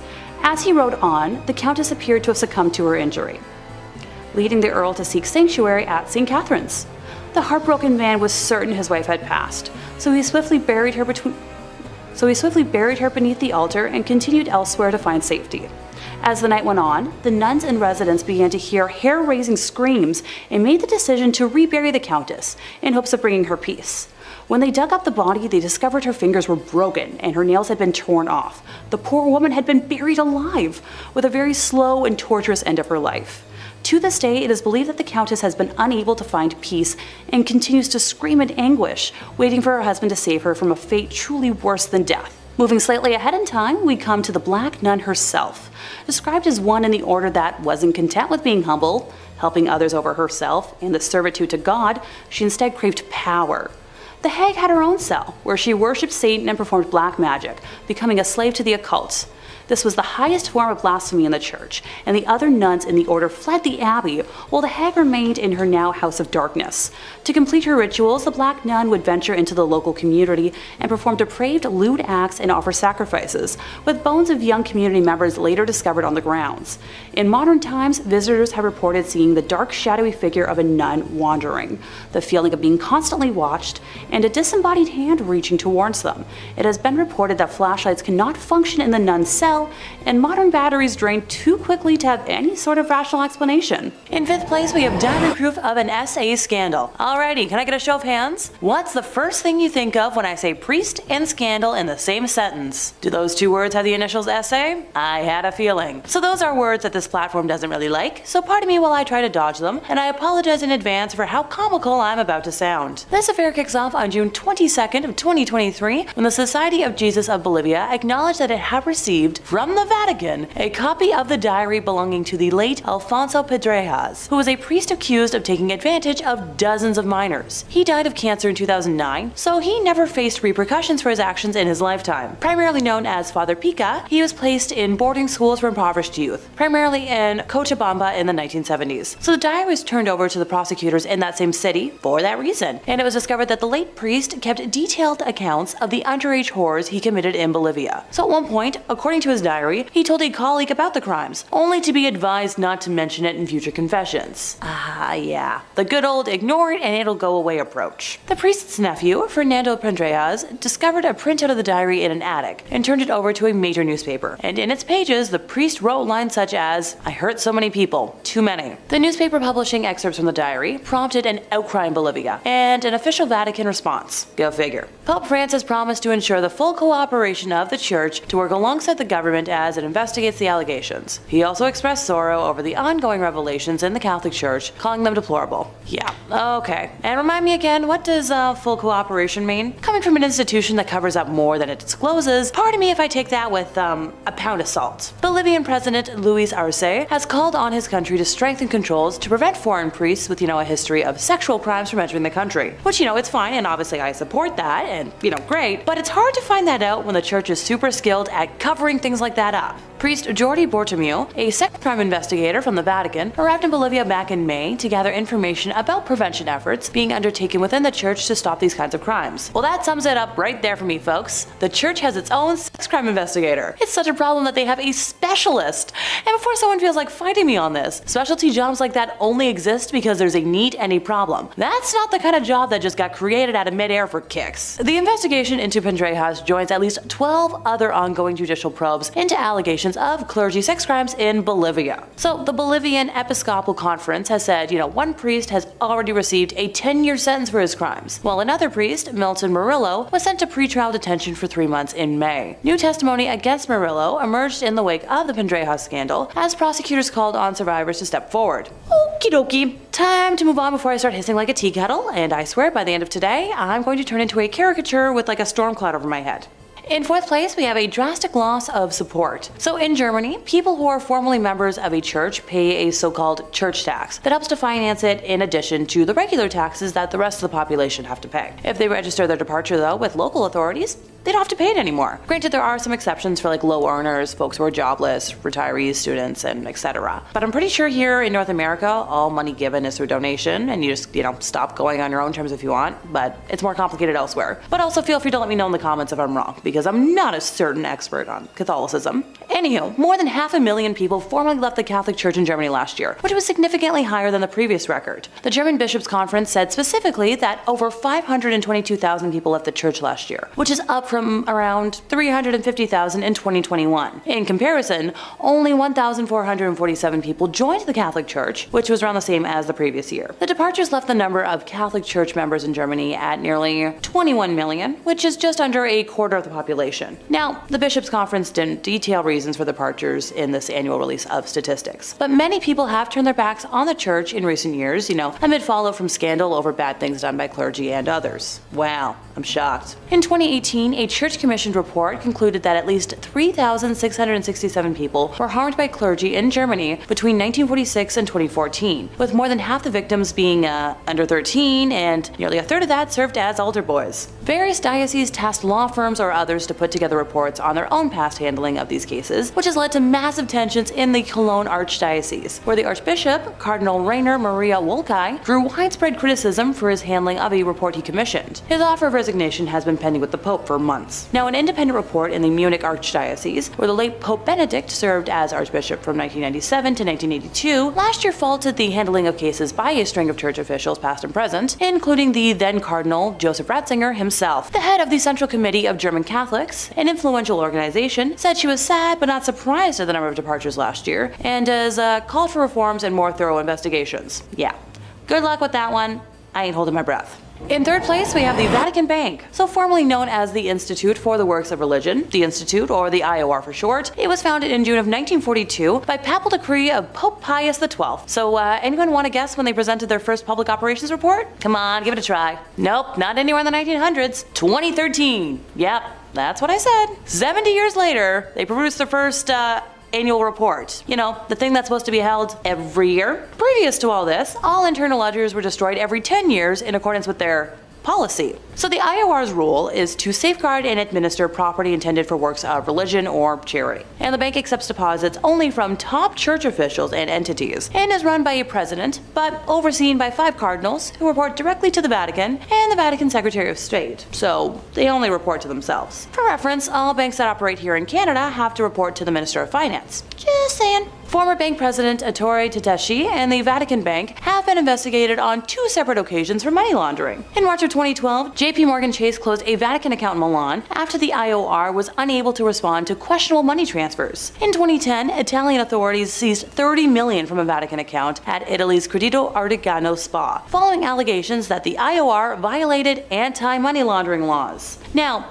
everybody denied wrongdoing, and no charges were ever filed. The money was released after the IOR promised to pass measures to come into full compliance with international standards on money laundering and terrorism financing. In September 2019, German Cardinal Reinhard Marx, who was in charge of the Vatican's Economic Council, confirmed that Pope Francis had instructed him to reduce costs in an effort to eliminate a deficit that is estimated to be around 70 million euros. Don't get excited though, that's not a concrete number from them because, that would be way too transparent. The exact amount is up for debate because the Vatican had not published a budget since 2015 and has been without an in-house auditor for 2 years or more. And pardon me while I'm gonna blink real slowly here. The Vatican enjoys a property tax break for all non-commercial properties containing a chapel. So using this loophole, between the years 2006 to 2011, the Vatican evaded taxes that amounted to 4 billion euros. The European Court of Justice ruled this illegal, and the Vatican had to cough up those euros as tax, because, every kind of organization has that money lying around. And no, the Vatican did not entirely pay for evading taxes. It is argued that if you take into account the taxes that they evaded dating back to, let's say 1992, they would owe over 13 billion euros. Yeah, I'm moving on before my eye twitch gets worse. In second place, we have the chronovisor. No, this isn't some weird, hat or goggles. Italian Benedictine monk Pellegrino Ernetti claimed to have used a time viewer which could film the past without sound, and used it to obtain a photograph of the crucifixion of Jesus and view scenes from ancient Rome, including a performance of a very lost play. Now, this was mostly scrubbed away in history until like 2002, when author Father Francois Brune swore in his book, Le Nouveau Mystère du Vatican, that the chronovisor not only exists, but he learned about it in the early 1960s. A day after he met scientist priest Father Pellegrino for the first time, the two were sailing along the Grand Canal of Venice, discussing biblical interpretations, when the father explained that theories and interpretations were unnecessary when one could see the truth for himself. So he explained to our lovely author how the chronovisor functioned, allowing the viewer to both see and hear events of the past and future. And hey, if you don't believe my word, his full account is in that book I mentioned earlier. So with a little digging, researchers will find first mentions of the chronovisor in a 1972 article published in the Italian magazine La Domenica del Corriere, entitled "A Machine That Photographs the Past Has Finally Been Invented." Belongs to the Vatican, and this chronovisor time machine is heralded as one of the papacy's best kept secrets. It's said to be replete with 3 precious alloys, cathodes, dials, levers, and has the ability to display myriad historic events in biblical and Roman history. So apparently, since it acts as some sort of television, it can verify all of this. Now, this time machine is claimed to have been invented in the 1950s by a dedicated and secret team of Italian scientists, including who I've already mentioned, Mr. Pellegrino himself. Critics may take credibility issues with the fact that he, eventually became a priest, but he was a scientist first. See, this critic doesn't take issue with that, more so that the Vatican is hiding a tool that could be used to help solve, unanswered crimes around the world and maybe help people. Like, imagine how many killings could be solved and how many families of lost people could have answers. Stop being selfish. In first place, we have the allegations from Arise Church. So an external review of Arise Church has called for its entire board to resign after reports from more than 500 current and former members, that include allegations of cult-like behavior, racism, SA, and conversion therapy came to light. So that report, compiled by a group called Pathfinding, which is, a consultancy firm for charitable organizations, was leaked to journalist David Ferrier, who revealed pretty damning allegations. The report was filled with experiences of, like I said, so many people involved with the church, which received nearly 15 million in donations the year before it was released. A 34-page summary of the investigation concluded it was undeniable that there had been significant hurts caused to people involved with Arise and egregious and systemic failures in governance over many years. And called for the board members to get the heck out. Arise Church senior pastor John Cameron did resign from his role following all these allegations, and Brent Cameron, pastor and brother of John, also resigned from his position around the same time. In a statement on its website, Arise said it was committed to safely share the stories of those who had participated and the report had been illegally obtained. Sure, whatever you say. The Pathfinding report recommended a full independent review of the church's finances, including, how donations tagged for certain purposes are used in reality, and a review of policies around expenditure limits for senior leadership. It also recommended disallowing tithing by younglings, and for those who are unaware, it means giving a percentage of your earnings. There was pressure to donate money, and some felt pretty uncomfortable about comments made about their donations. And oh no, I wish I could swear right now. Underage people should not have to give a percentage of their earnings to anything if they're working. In total, 545 people completed submissions for the review, including folks from every campus across the country, past and present ministry school students, current and former members, staff, and past board members. They revealed harmful practices that had continued up until present day, and a very significant number of people had experiences that caused pain and hurt. A review found racist remarks were said from those preaching on the stage, with some staff being told to focus on white kids. When troubling behavior was experienced by members, they felt unable to speak up due to the pressure to say yes and please senior leaders amid an honor culture that had a strong focus on leadership rather than Jesus. This culture created favoritism among members, and leaders sometimes used derogatory nicknames over a period of months for some individuals. So the reviewers heard from people who were pressured to continue working despite illness or serious injuries, including broken bones and concussions, and the dangers people faced driving through the night on no sleep to meet expectations, and operating heavy machinery after 17 hours of duty. Reviewers heard reports of people at the church who were part of the LGBTQI+ community being subjected to conversion therapy and denied opportunities to serve because of their sin. And when I tell y'all I almost burst into tears when I first read that, as an openly bisexual woman, in today's day and age, I just want to scream whenever someone claims sexuality other than heteronormativity is an abomination or a choice that can be changed. People are born this way, and that's their lives. Let them be. It's not going to hurt your existence. Arise Church has reported a loss of almost $2.8 million, and after all of the above came out last year, I couldn't be happier. The average number of people at physical Sunday services fell from 4,000 people to under 3,000, and virtual services were attended by an average of 700 people, down from over 1,000. Numbers also fell across the church's programs for children, which went down 28%, and young people, which was down 62%. Good riddance.